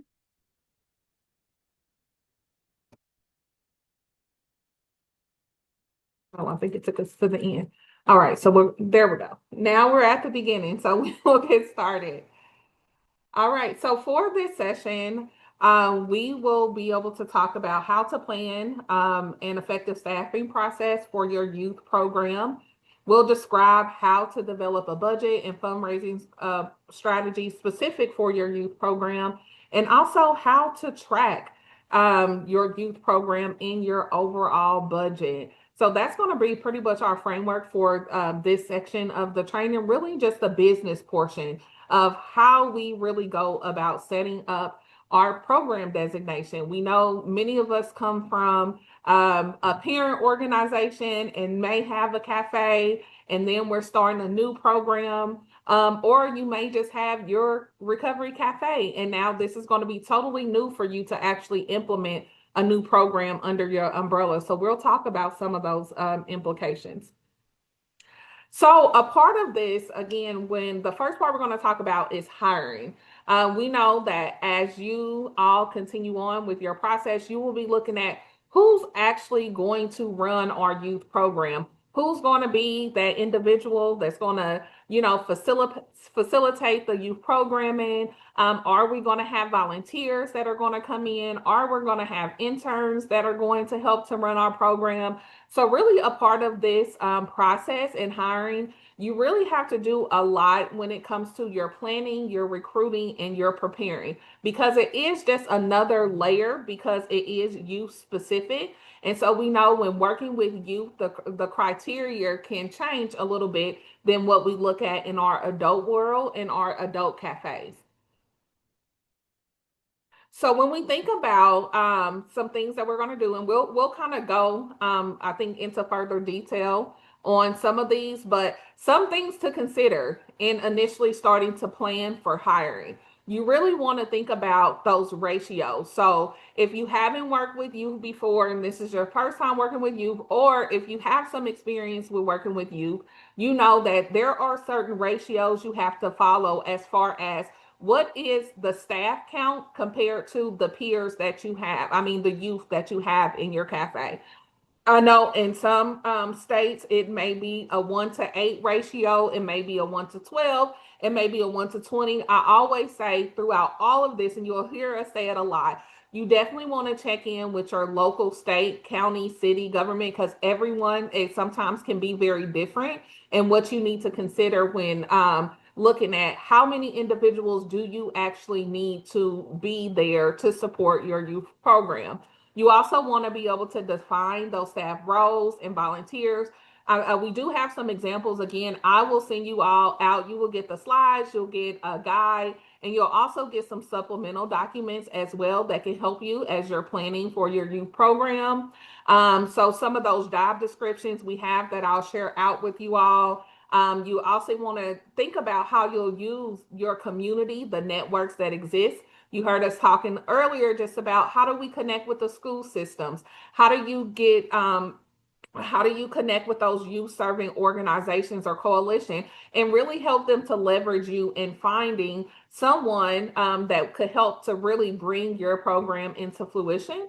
And we always say the early bird gets the worm, as I like to say. So you want to begin recruiting very early in your process. So even as you're thinking about funding and how you will continue to support this program, You want to think about, again, who will be in that role? What time commitment, will they have? And so that takes a lot of planning before you even get to the point where you can actually start to implement. You also want to prepare your hiring team, and we'll go more into details about this. And I also we have some guides for you that we'll send out to know what to look for, also what to ask. When you're thinking about recruiting and hiring someone to support your youth programming, the hiring process can be a lot different than what we're used to with our adult program. There are certain things that for youth workers you cannot ask. It may be specific things to substance use history. Those are things you are not able to ask.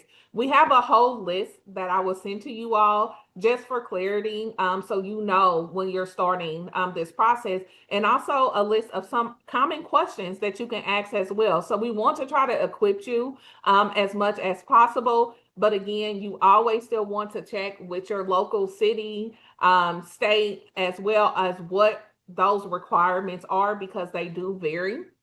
And you also want to make sure you have those youth background checks that are specific. I think Beck kind of talked about it just a little bit, that when she was going into the school system, how, they had some intensive background check. You have to do a CANS, which is a child and adolescent needs assessment.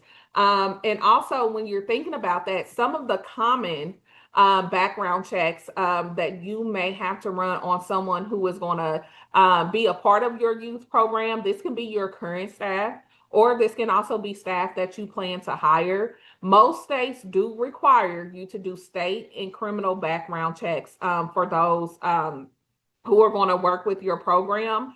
Also, some states also require that you conduct a sex offender registry and also a child protective index search. We do suggest that you use a third party if possible to do these background checks, because it is a hefty lift. It's a very hefty lift, especially when it comes to doing even the child protective background checks.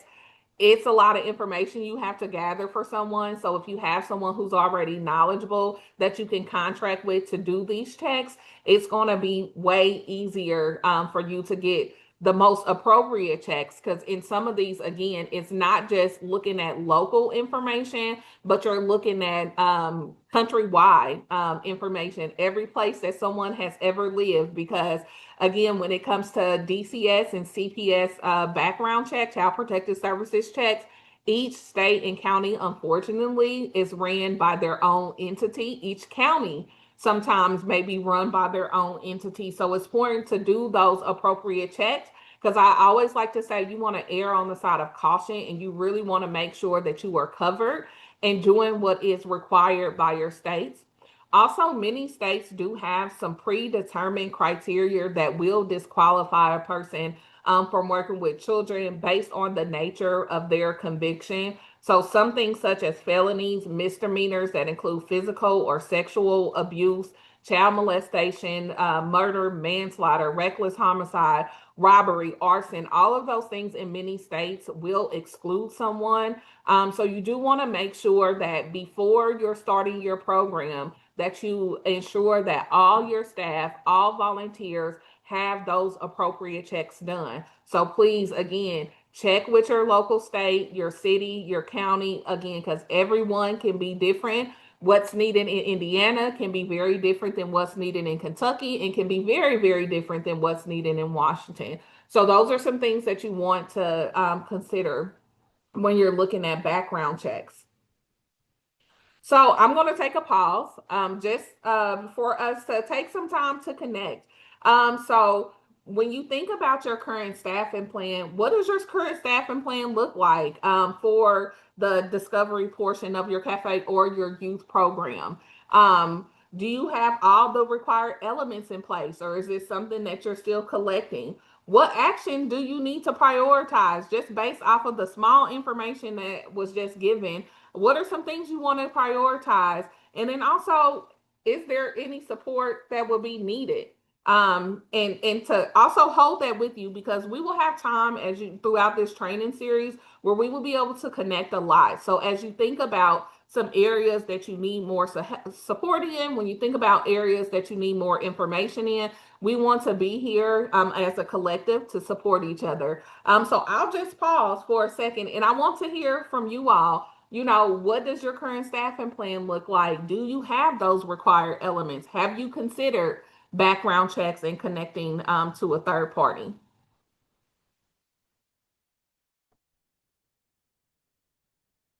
Or for those who have already done this, where are you currently at in that process? Or what was that process like for you? Yes, Connie. So what we have in place is our community partner already has a yearly membership set up for background checks. And they've agreed to work with us on getting those background checks for all the staff that will be working with the youth. So our plan to start out with is, of course, we have Caleb. He works with the youth right now, and he's on this training right now. He is going to be probably the main person that's the strong person, making sure the Recovery Cafe model is being done at the location. And we'll be overseeing that also, taking turns. And so we'll need him to be a strong overseer, implementing all the parts, and we'll need a agency person to do the front desk, checking people in.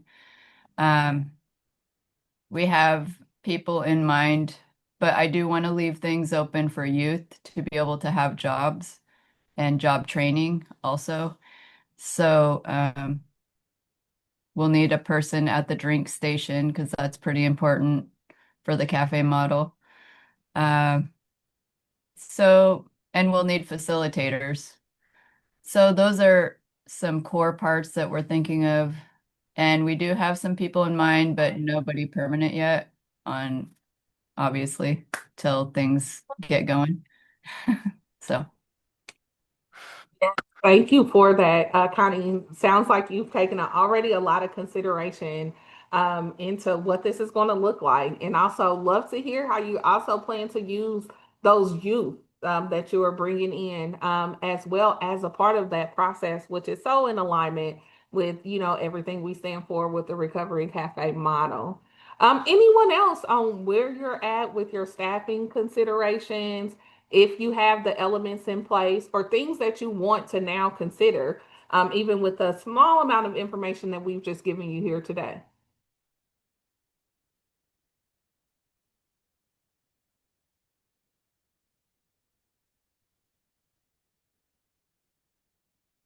All right. Well, we're gonna keep it moving. Yes, Ruby.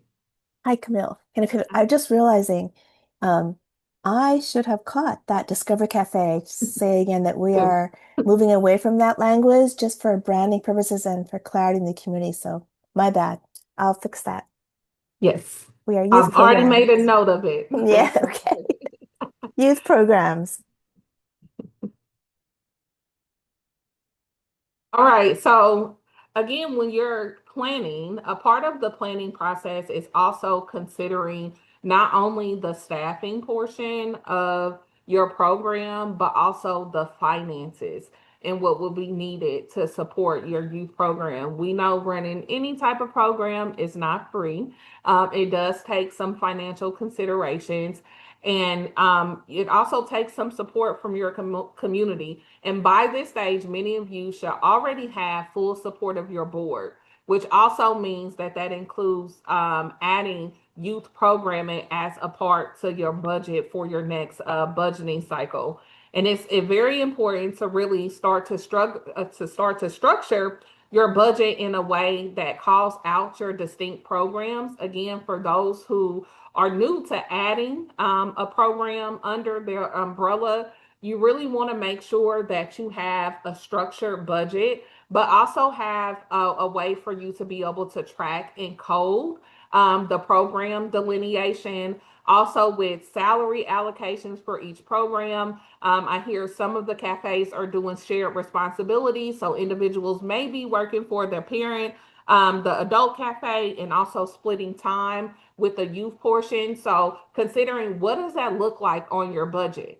You know, what does that allocation look like? Because you want to make sure there's a distinct difference. Because when it comes to funding, you know, the adult portion of your cafe isn't going to support the staffing of someone in your youth portion cafe. So you really want to make sure you have that program delineation to be able to say, you know, Beck is going to work 50% of the time at the adult cafe, and then 50% of their time is going to be at the youth portion. What does that look like on your budget? What does that look like on the line items? And how do you have that clear separation to ensure that you are appropriately budgeting your finances to support the program? And you also want to have distinct income and revenue for each program. So for some organizations, you may have one funder who is supporting both programs.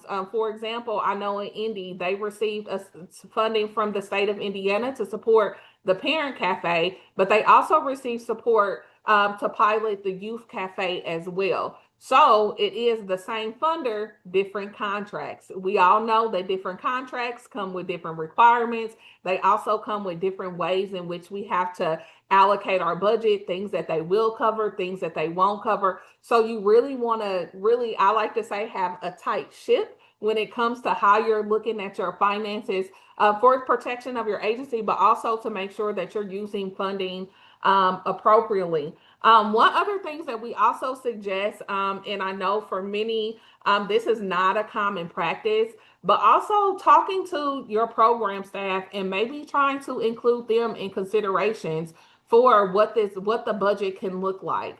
Because your program staff, one, we like to say at the Recovery Cafe and under the motto, how do we encourage growth?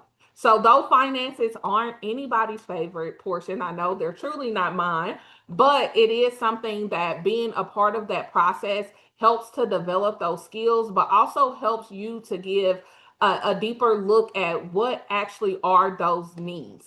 You know, sometimes as you know, your executive team or your board, they're not abreast of the day-to-day work. They're not really aware of how it's very important for us to have events once a month for youth.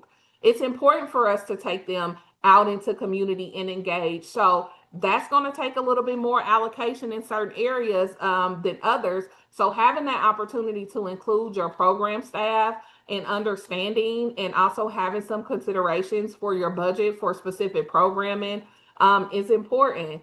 And then you also, again, as we talked about with tracking and coding, you really want to use some sort of system, whether it's a manual tracking, a system such as Expensify. I know that's what we used in Indy when I was there, or PEX card, or whatever kind of system that you have. I know there's many out there that can really help you to make sure that you can allocate those things specifically and organize them in a way so you can delineate one program from the next, and also which grants that you're pulling funding from to support programs. And then you also want to have some systems and training to ensure that things are separated on your books. So again, really take a look at, now that we're having a new program, how are we going to fund that program? And then how are we going to make sure that we're tracking that program is going to be something that's very much so needed in this. And I don't know if anyone already has had experience with this, who's managing their budget for their cafe and an additional program. Whether it's your youth program or some other program, I know you all have a wealth of knowledge in that area. I know Summer, I know you said you all house many programs, so you may understand more deeply of why it's so important to have those delineations and those systems and structures in place when it comes to your finances. Any comments on that? Anyone have any experience with that? Or any challenges as well? Yes, Ruby. Thanks, Camille. I just love that thoroughness. I guess the parallel in the Seattle world is that we think of our School for Recovery as one of our programs. And so when we plan our annual budget, we set aside a certain amount for School for Recovery. And we don't necessarily designate special staff for School for Recovery, but we have events, supplies costs, food costs that are broken down specifically for the School for Recovery. And it could be as simple as that, up to super complicated if you've got a large youth staff. So I just wanted to add that there's a range of how you can approach it. Yes, thank you. Anyone else on any comments on budgeting and how you allocate those programs within your current system or structure? Yes, Connie. So my thoughts is within QuickBooks, we have different savings accounts on the same QuickBook to separate funds. And also there's the ability to tag with different names what things are being used for. So you can say, like, let's say a youth cafe on whatever you're doing with that particular funding. And so then it separates it. So when you do a report, it shows the separation of what you spent that on the report. So that's my thought. Other than that, setting up a whole new bank account can be done and hooked to the same QuickBooks for the youth cafe if needed. But those are my thoughts. Yes, thank you for that. And thank you for even noting, separate bank accounts for where funding is going. It's also a good tool, that could be useful with making sure those things are separated and you're adhering to whatever contract or grant that you are working under. Moving forward, when we think about, we talked about budgeting just a little bit, and now we're going to kind of go into fundraising because, again, we know we want to set up those structures so we can delineate where funds are going, but we also want to get funds.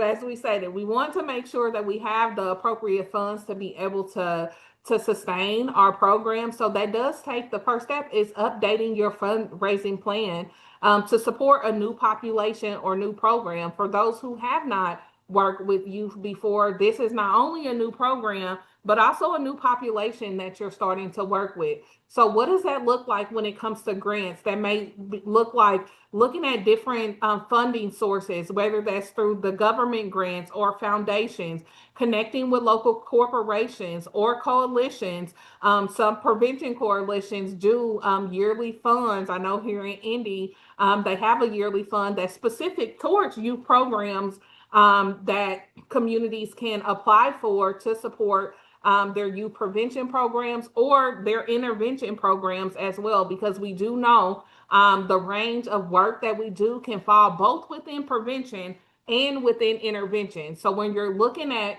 different opportunities for funding, look at those prevention efforts, but also those intervention efforts, also connecting to faith-based communities. Someone talked about it before, even if it's not for specific funding, for resource raising for things such as food. A lot of the local, somebody said, a lot of local churches and faith communities like to support initiatives that are focused on youth. Crime prevention is huge in focusing on providing a lot of funding for youth initiatives as a prevention tool. And also explore resource raising through relationship building. I talked about this before, and this is not only when it comes to like fundraising, but also getting the youth in your space and getting access to youth specific resources that you can offer once your program is starting. So again, getting in contact with those youth serving organizations, building those relationships, going to local events, local trainings, local seminars that are being put on is a great way to raise your resources.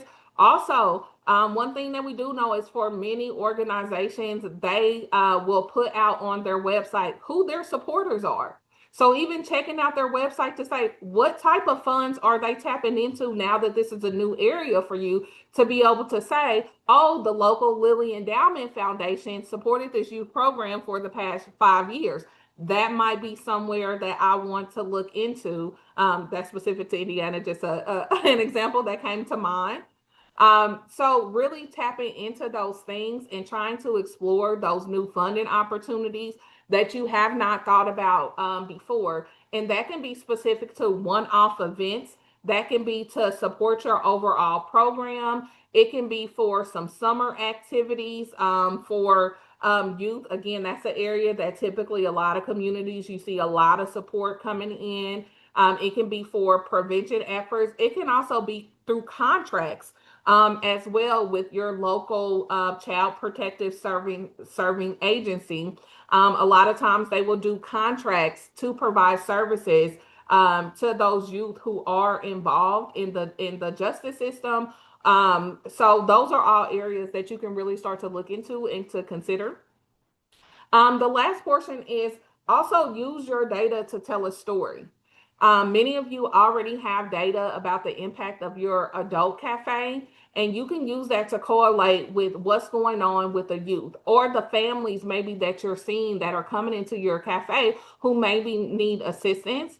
But also, as we talked about earlier, pulling from some of those local data points to see that, hey, substance use in Marion County for ages 13 to 17 has increased 35% over the past 3 years.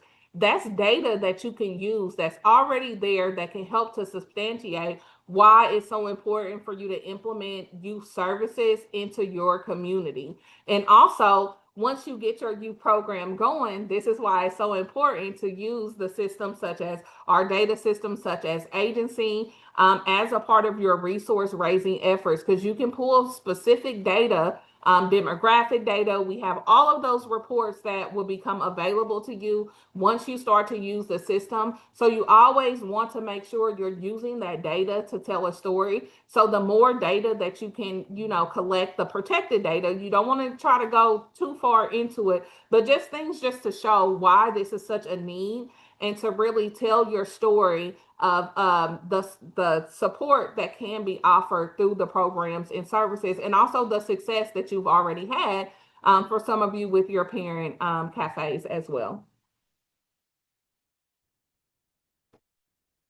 Any questions or comments on that?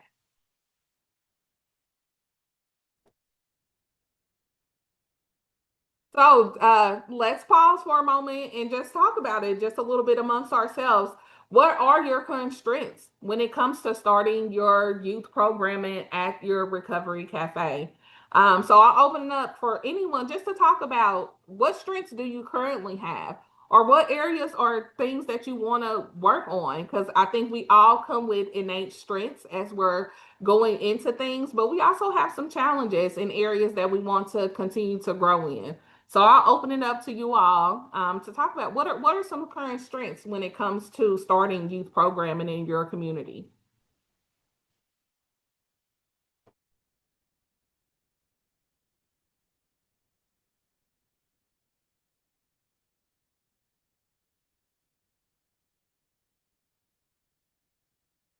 Anyone?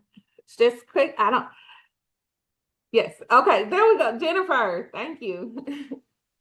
Sure thing. Well, one is just the timing seems really good. We've had a few sort of community forums recently just about community needs in general, and the need for more accessible, sort of all-inclusive youth programming has really risen to the top of those conversations. So that's been exciting and reassuring to hear, just coming straight from the community, that there's a real desire for this. I think in our case too, just because we have for many years relied primarily on state sort of youth prevention funding for so many of our youth programs. A strength, whether we like it or not, is being used to working with those grant funded programs that are very focused on sort of high fidelity and careful tracking of data and things like that. So, well, that's an area that isn't quite as fun to think about sometimes as just the direct programming. I think it's thank you to the State Healthcare Authority and some other funders. We're comfortable with it. So Yes. greatest need right now is just, uncertainty of funding in general. And, another thing we're experiencing is some of that state youth prevention funding that we have benefited from in our community for so many years is these days coming along with some pretty difficult conditions on the federal funding portion piece to navigate. And in some cases, we just can't adhere to those conditions. So that's making us have to pivot in terms of approach and where we're looking for funding. Yes, thank you for that. Ruby. Thanks, Camille. Jennifer, thanks for that. I feel like you and your group are in such a great situation because you're already operating in a family resource center. So you've got in place ways to meet the needs of your youth as, resource access, educational access. So I'm just curious, do you feel like as you've assessed the need for the cafe model, how that will fit in with, I mean, that's just going to be a challenge. I think some of the newer cafes don't have the ability to respond so broadly as you do. Wasn't a clear question, but I guess I'm curious how you see those go together. I know for our existing recovery cafe, yeah, that's been a real strength is having that close connection and alignment. So for those on the call who aren't familiar, we have a recovery cafe and it sits in a separate facility about 2 blocks away from our family resource center. So there's a lot of tight connection there in terms of referring back and forth and staff spending time in both spaces so that there's some comfort and fluidity with people accessing one-on-ones, social services and family supports beyond what they get in the cafe. Our hope is that a youth cafe will look similar. One of the reasons we're excited is we've for a long time had a pretty strong one-on-one youth mentoring program, sort of that big brother, big sister model. But typically those relationships tend to diminish or end when the youth gets to be, in middle school or high school because time with peers very appropriately becomes the priority. So we're hoping that this can also sort of create a little bit of continuity and a continuum for the kids we first connect with in preschool or elementary school to keep connected. Yeah. Thanks, Jennifer. I think that is exactly the ongoing shaping, even for adult cafes, that we have this pathway and this invitation to community with some membership agreements, and yet people have needs outside that. And how do you embrace them as well? So it sounds like you're doing that so well. Thanks. Yes. And Connie.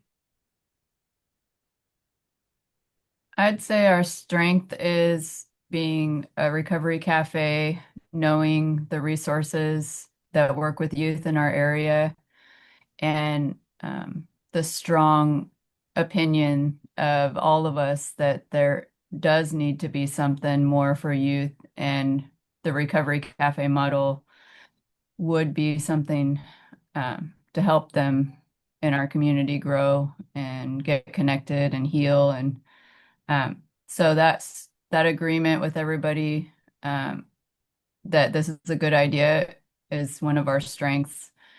And also our greatest need, I think, or would be not spreading ourselves too thin. That would be our weakness. And just raising up the people that would be a strong leader in this area instead of trying to do it all ourselves. That would be something we'd focus on. Yes. Beautiful. We know community support can take you very far. So having that support of your community and that understanding is definitely a great strength. And as you say, many of us can contest to, areas of spreading ourselves, thin, but making sure we're focused on setting up those systems and structures and support to where we don't have to do it all, but how can we leverage some existing community supports to really not spread ourselves so thin? So how can we tap into some of those networks that can truly help to support our programming? So thank you for that, Connie. Crystal. Hi there. So our strength, we have already gotten a building for the youth cafe. It's actually about a block away from the adult cafe, which makes it really convenient and nice. So we already got the space, and then right now we're operating out of that space, our support group for the youth. And that's on Sundays. We do that right now. It's just a 1 hour support group. We have a location also in Warsaw that does the same on Wednesdays, that 1 hour support group. So that's our strength. And I think our greatest need right now is probably just, I would say, probably funding and just locking in, getting the community involvement and organizations. Yes, thank you. Beautiful, beautiful. And to have a space that is so close to your adult cafe and to also already have youth involvement, with your current support groups, that means that, it's an easier dynamic when you already have that support that's already started there, and just to be able to build upon that through your programming. And Ruby, I seen your hand, and then I think James maybe had your hand up after that as well. Crystal, thanks. That's really exciting. So you've got 2 offsite circles happening already? Yes. And just curious, how far are they from your brick and mortar? Like, could those young people come for, community events? What is your transportation situation like? So we do have a van that we can use to transport, but so the brick and mortar, the youth cafe is, like I said, it's only a block away, and then the other one is 15 minutes away. Oh, okay. So we're close. I see. Oh, so the satellite ones, they're not that far. No. What would keep you from having, if they're not that far, from having your circles in your brick and mortar? Just curious. Well, the building isn't ready yet. Ah, I see. We've been Okay. doing work on it. We just acquired the space for the youth cafe. So our the teen support groups, we do circles. That's part of the teen support group, but that's something that we've been doing for a couple years. And we do a lot of other things besides the circle, but that is a big part of it. And those 2 groups, the one in Milford, the small town where our recovery cafe is, where the youth cafe will be also, that group, actually, Crystal just started hosting the Sunday night group there this past week. The Warsaw one is, like she said, it's for some people, it's anywhere from 15 to 30 minutes away, depending. But Warsaw is our county seat, so it makes sense to have that satellite circle, if you will, there. But we will be providing transportation for those kids to come to the cafe. That's on Wednesday. Now, our cafe is going to be open on Mondays and Thursdays, so it won't conflict. So they could still go to their circle on Wednesday nights or Wednesday afternoons, and then come to the cafe too if they choose. So, I see. Thank you. That was my next question, whether or not once your awesome new space is available, do you plan to bring them circles on site, but not necessarily because they're happening at a different time? right. That's great, because that increases the options for that youth might go. Yeah. One more question. Do those two circles know each other? Is there overlap or are they just different cities? They don't overlap, and no, they Yeah. don't know each other. And that's one of the things I'm kind of excited about when we Mm-hmm. get the cafe open is Yeah. getting the kids from both of those groups together. Yeah. Yeah. Yeah. Because there's nothing more powerful than recognizing, oh, there are kids everywhere that are trying to grow and learn from Right. each other. And this is normal to Yeah. want to gather for support. So I just Yeah. love that cross-fertilization. Awesome. Thanks for letting me ask. Uh-huh. James, I know you had your hand up. I didn't know if you wanted to comment as well. Sure. I think a strength is that we're lucky enough to be partnered with the church that we can have the space to be able to do that, and that we already have that space decorated and ready for engagement. We already just do, we're open Tuesday, Thursday, and Saturday for adults. So maybe Monday, Wednesday, Sunday, or something like that. I don't know what that might look like. And I would say our greatest need is probably funding for staff, but I think we might be able to figure that out with some community foundation, United Way, those type of things. Mm-hmm. I guess the other strength would be the boxing club of already having that established and those people coming where they might tie into that. Yes, I was going to say that. Like, what about the boxing club?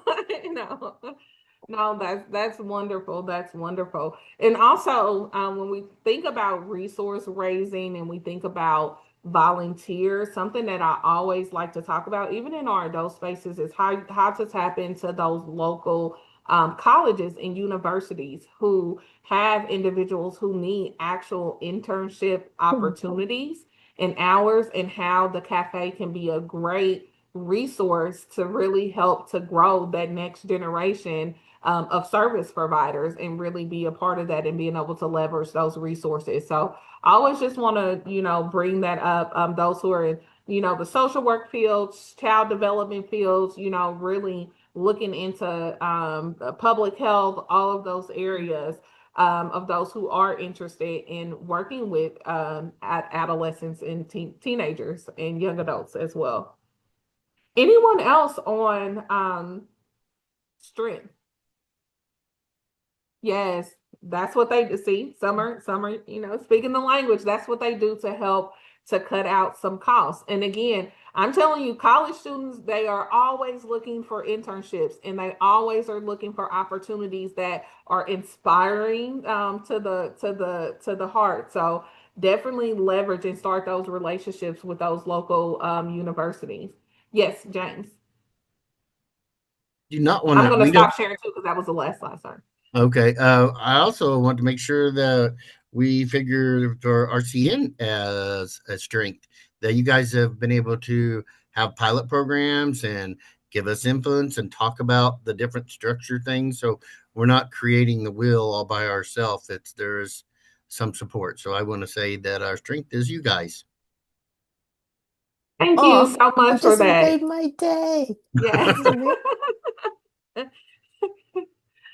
Yes. Yes, and we hope to be a strength and a support to you all. And again, as we're growing this, as it continues to be a pilot, again, we're learning and growing together. So you all are helping us and are a strength to us as well to be so fierce in your community to say this is something that we want to do. This is a need that we see, and we want to take this on. And we believe that the Recovery Cafe space, as beautiful as it is for adults, it can be even more beautiful for our youth again. So then maybe we don't have that next generation of individuals in recovery because we have created spaces where we can be that prevention, program from adult substance use and adult mental health and adult isolation by starting it with youth and adolescents to really build those structures for them. So thank you all for your work and your commitment to community. Anyone else on any strengths, any challenges for you all that you identified with your program or prospective start of your program?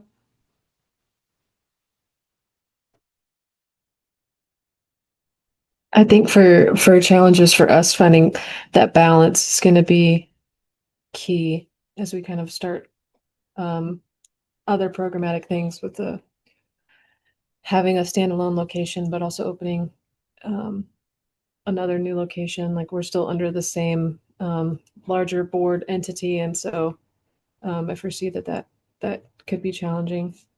I want to say I'm grateful to be here today to be able to like have my questions answered, and that everyone's just been very engaging and supportive.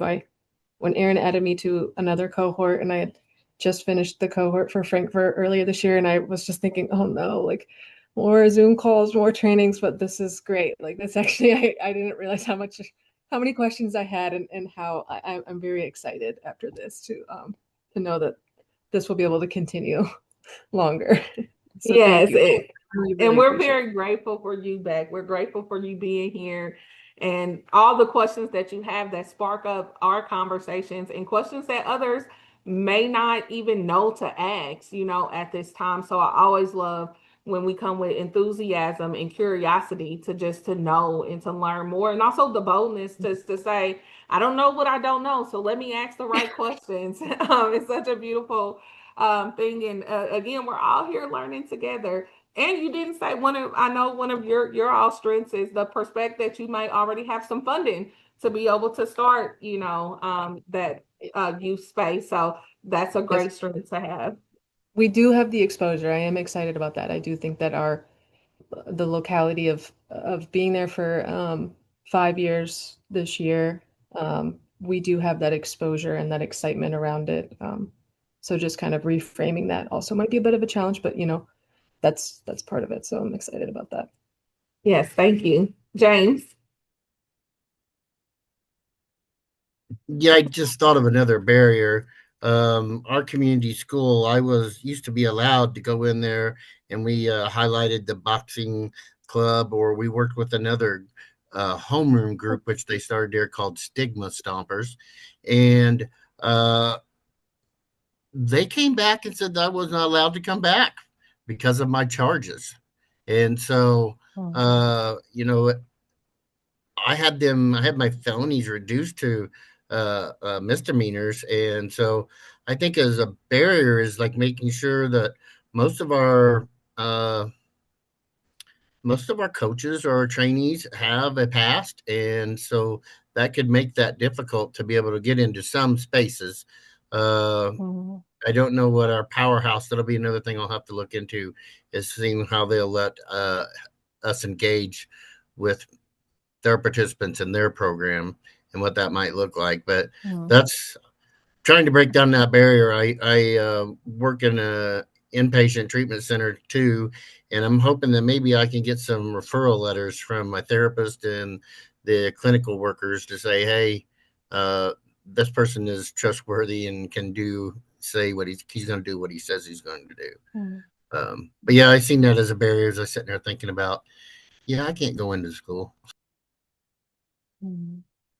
Yes, and as we know, and we just talked about, some of those are real implications in many states and in many cities that do have very strict policies when it comes to working with youth. So again, I always say check your local statutes, because everyone can be different in how they consider backgrounds, how they consider reductions. All of those things are taking a lot into consideration when it comes to working with youth and communities. I know specifically here in Indiana, what they were looking at is how can they create a more peer model, even when it comes to even when it comes to working with youth.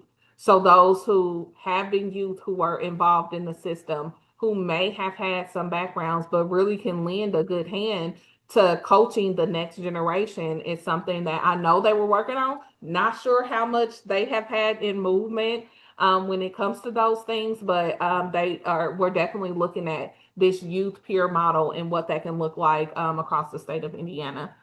Connie.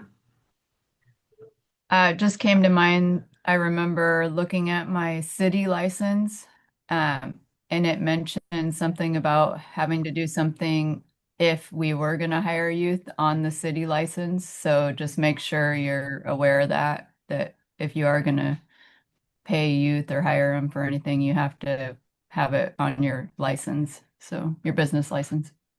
Yes.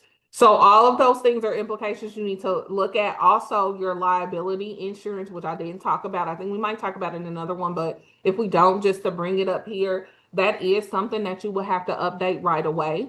If you're starting to work with youth in any capacity, again, because the insurance that you have to carry as an organization does look very different for you. So that is something to consider as a cost. And then again, as Connie said, if you want to start to hire youth workers, again, what implications you need to update on your business license as well. Again, every state has different requirements.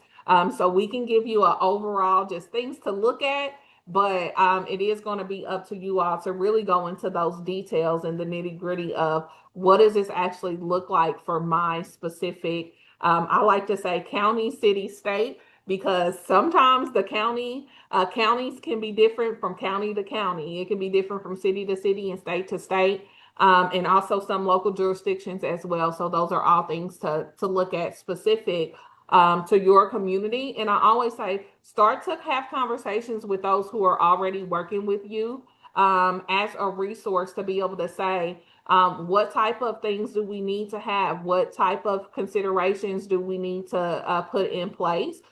Because again, doing youth programming, you're not really inventing the wheel. I'm sure in many counties, I'm not going to say in all, in many communities, there are already individuals who are knowledgeable about what that would look like in your specific city or county or state.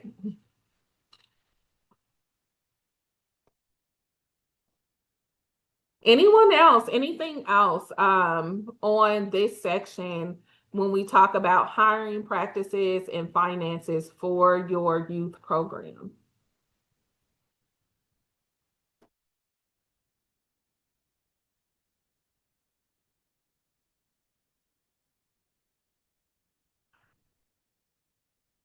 All right. So what we're going to do, we're going to take, we can take, because we're going into a new section. I always like to take a breather before we go into the next training to end us out. The next portion, we're going to talk about youth engagement.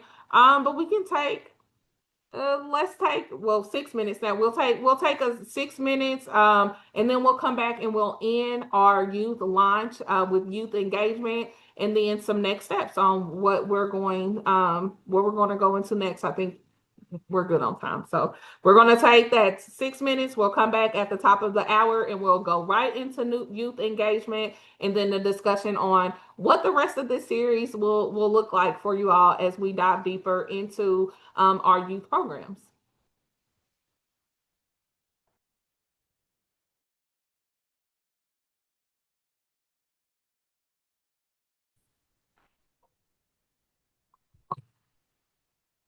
All right, and we're going to get started with talking about youth engagement for your program. So how do you get youth engaged, and also how do you maintain their engagement? So for this session, we're really going to be able to describe what youth engagement is and ways to effectively engage youth. We're also going to be able to describe concepts of the concept of shared decision making, which is SDM. You know, we like our acronyms. And to set goals for engaging youth at our cafe will be our focus for this session. Camille, did you mean to share your screen? Oh, it's not sharing? Yes, I did. Here we go. There you go. Now you can see what I am saying. Thank you. Thank you, Ruby. All right, everybody good? Can we see my screen now? Yes. All right. Don't want to keep talking without any point of reference. So as we're getting started, we'll get started with just a reflect and connect. In 5 words or less, can you say and come off mute or add it in the chat, what amps you up the most about working with youth?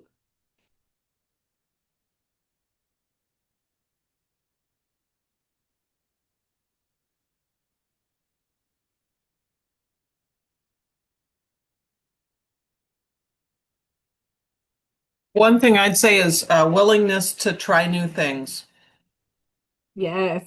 Thank you. Willingness to try new things. Anyone else? What amps you up? I would love to hear from you all. What gets you going about you? Jennifer put in the chat, watching the connections being made. Yes, thank you.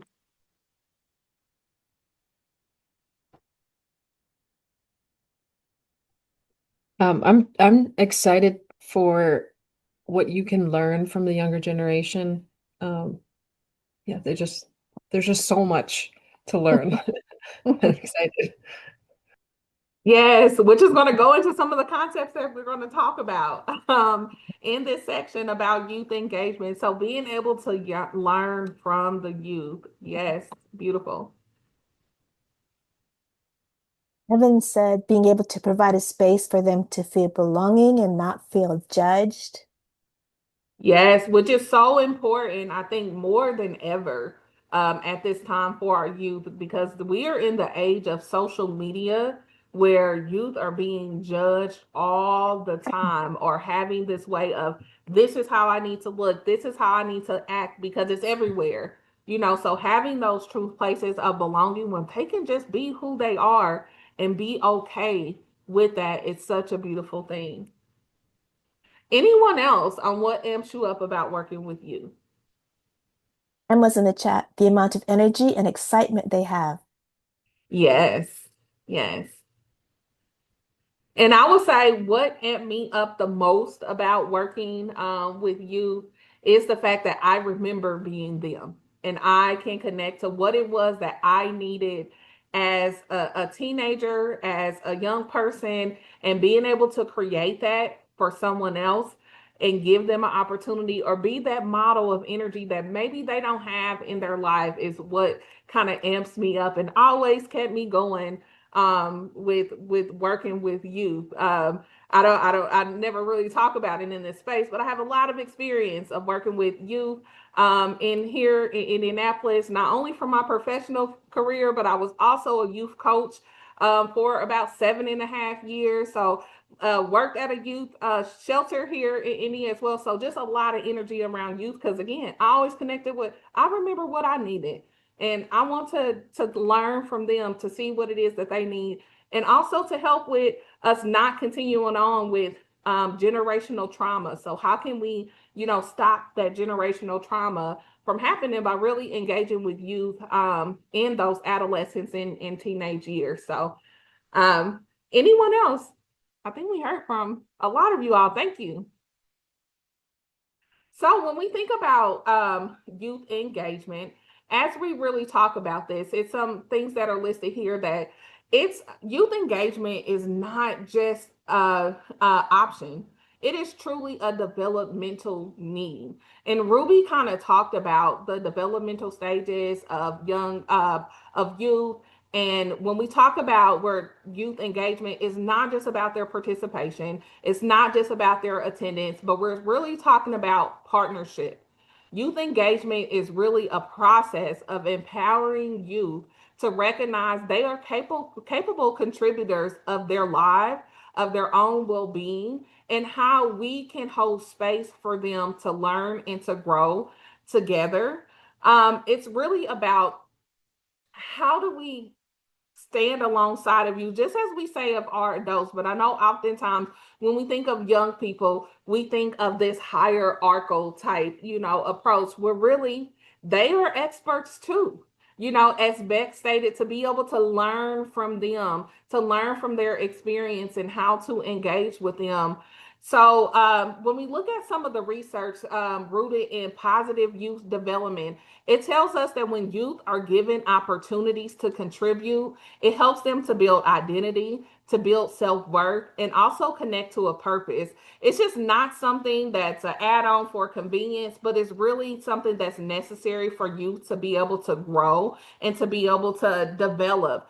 And we know, both frameworks, such as the positive youth development and the Ross, are frameworks that really are centered in youth engagement and really building off of those youth strengths and giving them an idea that they are also they are the contributors to their life and their well-being, and really focusing on I think in positive youth development, it calls out these 5 C's of competence, confidence, connection, character, and caring that all lead to contribution. So again, when youth are competent and they know who they are, when they are confident and we can build their confidence, that sense of connection, and give them opportunities for character development, you will see how they will contribute to the life of the community even more. Youth engagement also helps to build a sense of belonging, as we talked about. Many of you already said that, of agency and contribution. And we know our cafe spaces are all aligned with all of those things, with just our guiding principles of to give back, to be a contributor to the life of community. All of those are really aligned with the idea of youth engagement and how we build self-efficacy, motivation, and hope. And then, as we already stated, it aligns with the rhythm of the Recovery Cafe and who we are and how we tend to show up in community. And we know that growth is consistent when it's honored and valued and centered in respect of voices, of wisdom, of treating individuals as equals, but also having a sense of accountability and being directors of their own lives. And we just create the space where that can happen. And that's a huge part of youth engagement. So again, when we think about what are some motivations, but also what are some barriers when it comes to how we engage youth, we know that autonomy means that youth are able to connect to their own voice. They have the ability to control their actions, their ideas, and contribution. So really making them a part of, we like to say at even the adult cafe that this is your cafe. This is our members cafe. It is the same for the youth. We want to give them that sense of agency and autonomy to say that I have a voice. I can contribute. My thoughts and my ideas are valuable. And this is a place where that can be mastered and that where it can be more accessible in the environments that we create. And that really gives motivation for youth to stay connected, and also allowing them to see that they are competent and confident in what they do. Ruby, yes. I don't mean to interrupt. Go ahead and finish your thought. Oh, and just that sense of purpose as well that we're giving you in our space, keep them motivated. So the more that we can give them a sense of purpose through our programming, through the classes that we offer, through saying, hey, you want to learn more about sewing? We're going to, guess what? We're going to have a class next week where I'm going to bring someone in to teach you about sewing. Think about how that is contributing to them and really giving them that confidence to be able to make those decisions and also to be guided on their own journey. And now, Ruby. Nope, that's what I was going to say. You said it. Oh, okay. See, there we go. And then we have to think about some of those barriers. I know some of the barriers that are listed are tokenism, adultism, and lack of feedback.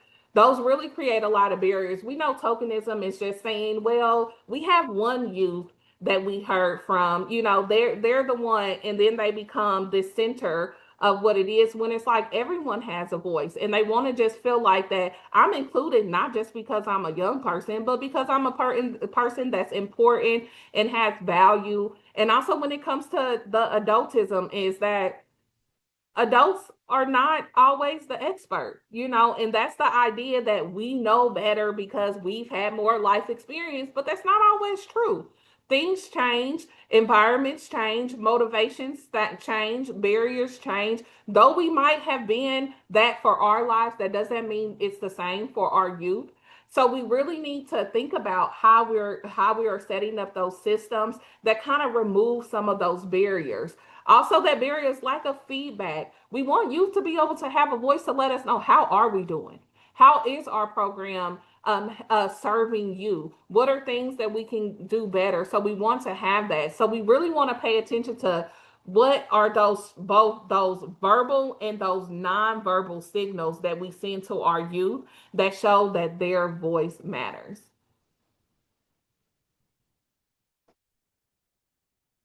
And then when we talk about shared decision making, shared decision making is really just the concept that you should have a voice in their lives, in what type of programs and services. It means that they are partners alongside of us, and that, again, as we stated, we're not the experts. So we want to seek youth participation. We want to hold forums even before we start our program. I think when we talk about this, hear from your youth. What is it that they want to see?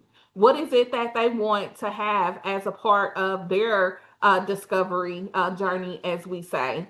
Help them explore and compare options. Again, we're not the end all be all, but maybe we can be a resource for them to really figure out their direction and what it is that they do need, and be those resource brokers. Also, make sure that you assess their values. That's really huge on shared decision making. And also reach the decision with the youth.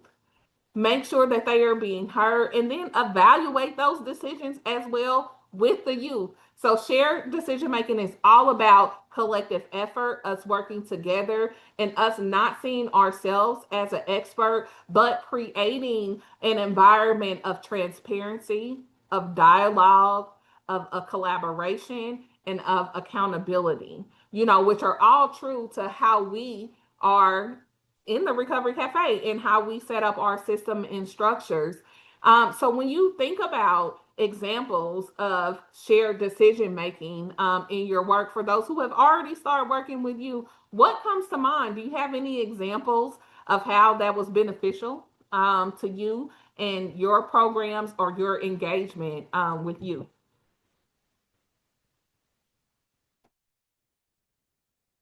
Anyone, any examples of that? Oh, Ruby.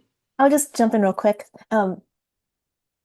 Youth told us that calling them recovery circles wasn't their jam, that it was too much about the substance abuse focus. And so there are now circles in the pilot cafes, and how we would encourage you to refer them. So just reducing the word of recovery so front and center. Mm-hmm.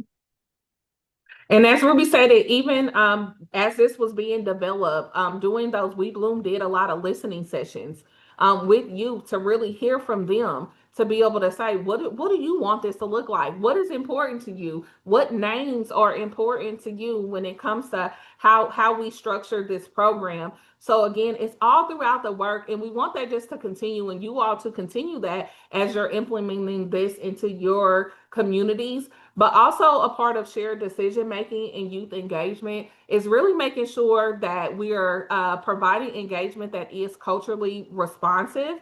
And we know this through, again, this is the ethos of the Recovery Cafe model, and what it is that we really uphold, even with our 6 core commitment and how we like to show up. So having those specific identity-based programs to celebrate diverse cultures and diverse identities, to integrate things such as art, music, storytelling, creativity. We know that all of those things really speaks to the mind of youth.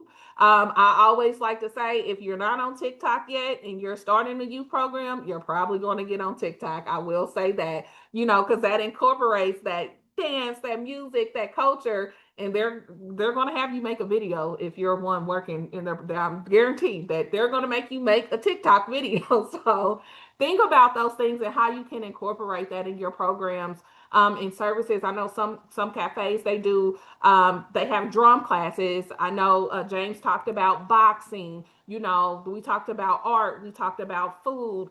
All of those things really provide forms of expression and different ways for youth to learn how to express themselves in positive manners. And we kind of already went over this, so I'm not going to go over this, but these are just some core aspects of what youth engagement looks like, as far as making sure you have diverse membership, you're doing outreach to youth, you provide those leadership opportunities that encourage growth, skills development classes through your School for Recovery, all of those things to think about as you're creating a culture, and really have that culture being centered around youth. And also think about that when you're looking at hiring for your youth roles as well, and what that means for someone coming in and the energy that they need to really engage youth and do it in a manner that keeps them engaged over time. So as you're sustaining engagement, And we talked about before, you want to offer that consistent feedback and recognition. And I just want to say that this is so important because oftentimes our youth are only getting those negative reinforcements. Oftentimes they're only getting attention when it's something negative going on. So the positive reinforcement, recognition, and feedback is so extra. I can't speak on it enough. When it comes to how we engage youth, just those simple things, even if it's during your celebration time, pointing out, oh my God, Amy picked up, picked up and came in early and helped us sweep. Oh my goodness, I'm so grateful for you, thankful for you, just doing a little bit extra with that acknowledgement. Because again, a lot of our youth, they don't get that. A lot of times it's very negative when it comes to that attention. So we want to make sure we create space where we're always giving in that positive feedback and encouragement. You have those scheduled times for reflections where you're meeting with them, where they have opportunities to connect and engage and to reflect, which is also something that is oftentimes done in recovery circles. And then establish those pathways for growth. So over time, thinking about how can we have youth member leaders? How can we grow that over time as we continue to grow our membership? Oh, sorry. And then as we see, youth engagement is very much so aligned with the Recovery Cafe principles. And there's just some examples there, and you will get a copy of this slide so you can really take a deeper look into this. So elements of youth decision making, youth engagement are so much aligned with, as I said, everything that we stand for with the Recovery Cafe model, that they just flow together very seamlessly. And then when we think about what are the goals of youth engagement, we know that research shows that youth thrive when they have real agency and feel their input matter. Again, our role is to reduce those things such as tokenism and adultism, but build things such as trust through authentic relationships and inclusivity. So again, that role of engagement, have those formal structures, have valued partners. You want to maximize the impact, invest in resources, work collaboratively, have youth influence in how your programs are delivered, and also evaluate and use their voice as a tool of navigation, which really helps to keep those youth engaged. The more that they are empowered, the more that they are seen as value to the program, the more that they are going to engage, and the more that they're going to bring others in. They're going to be telling their friends, come to the cafe. You'll really be heard. You'll really be seen. You'll really have a space where you can belong and you can really have the support that's necessary, as we know, for not only their recovery journeys, as we say, but just their developmental growth as well. So that is it on youth engagement. I did just want to leave a little time. Like I said, I know you all are pretty much very adept to what engagement kind of looks like. So we kind of went through this a little quickly. Hopefully it wasn't too quick and you were able to get the essence of what youth engagement is. But just to take a time to pause and reflect to see if we have any feedback, anything that stuck out to you, any area that excites you the most about youth engagement, and where you go from here.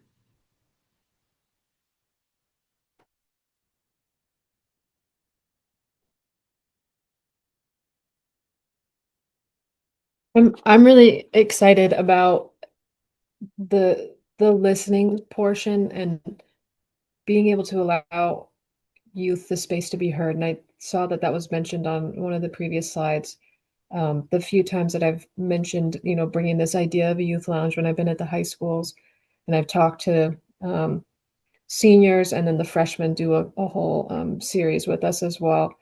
And one of the biggest aspects of that conversation of me asking, I'm thinking like, what activities do you want to see? What kind of snacks, what kind of, those kinds of things. And just the resounding answer was always just for somebody to listen, just to be able to be in a place where you're heard. And I would have never, I didn't even consider that. And that's so real. And if I think about myself at that age, that's, it's powerful. And I'm really excited to, be able to be a space that is the safe space and like be a safe person, because I know what I did not have at that age, to be able to like provide that space that's just so full of love and allow them to share. I'm really excited about that.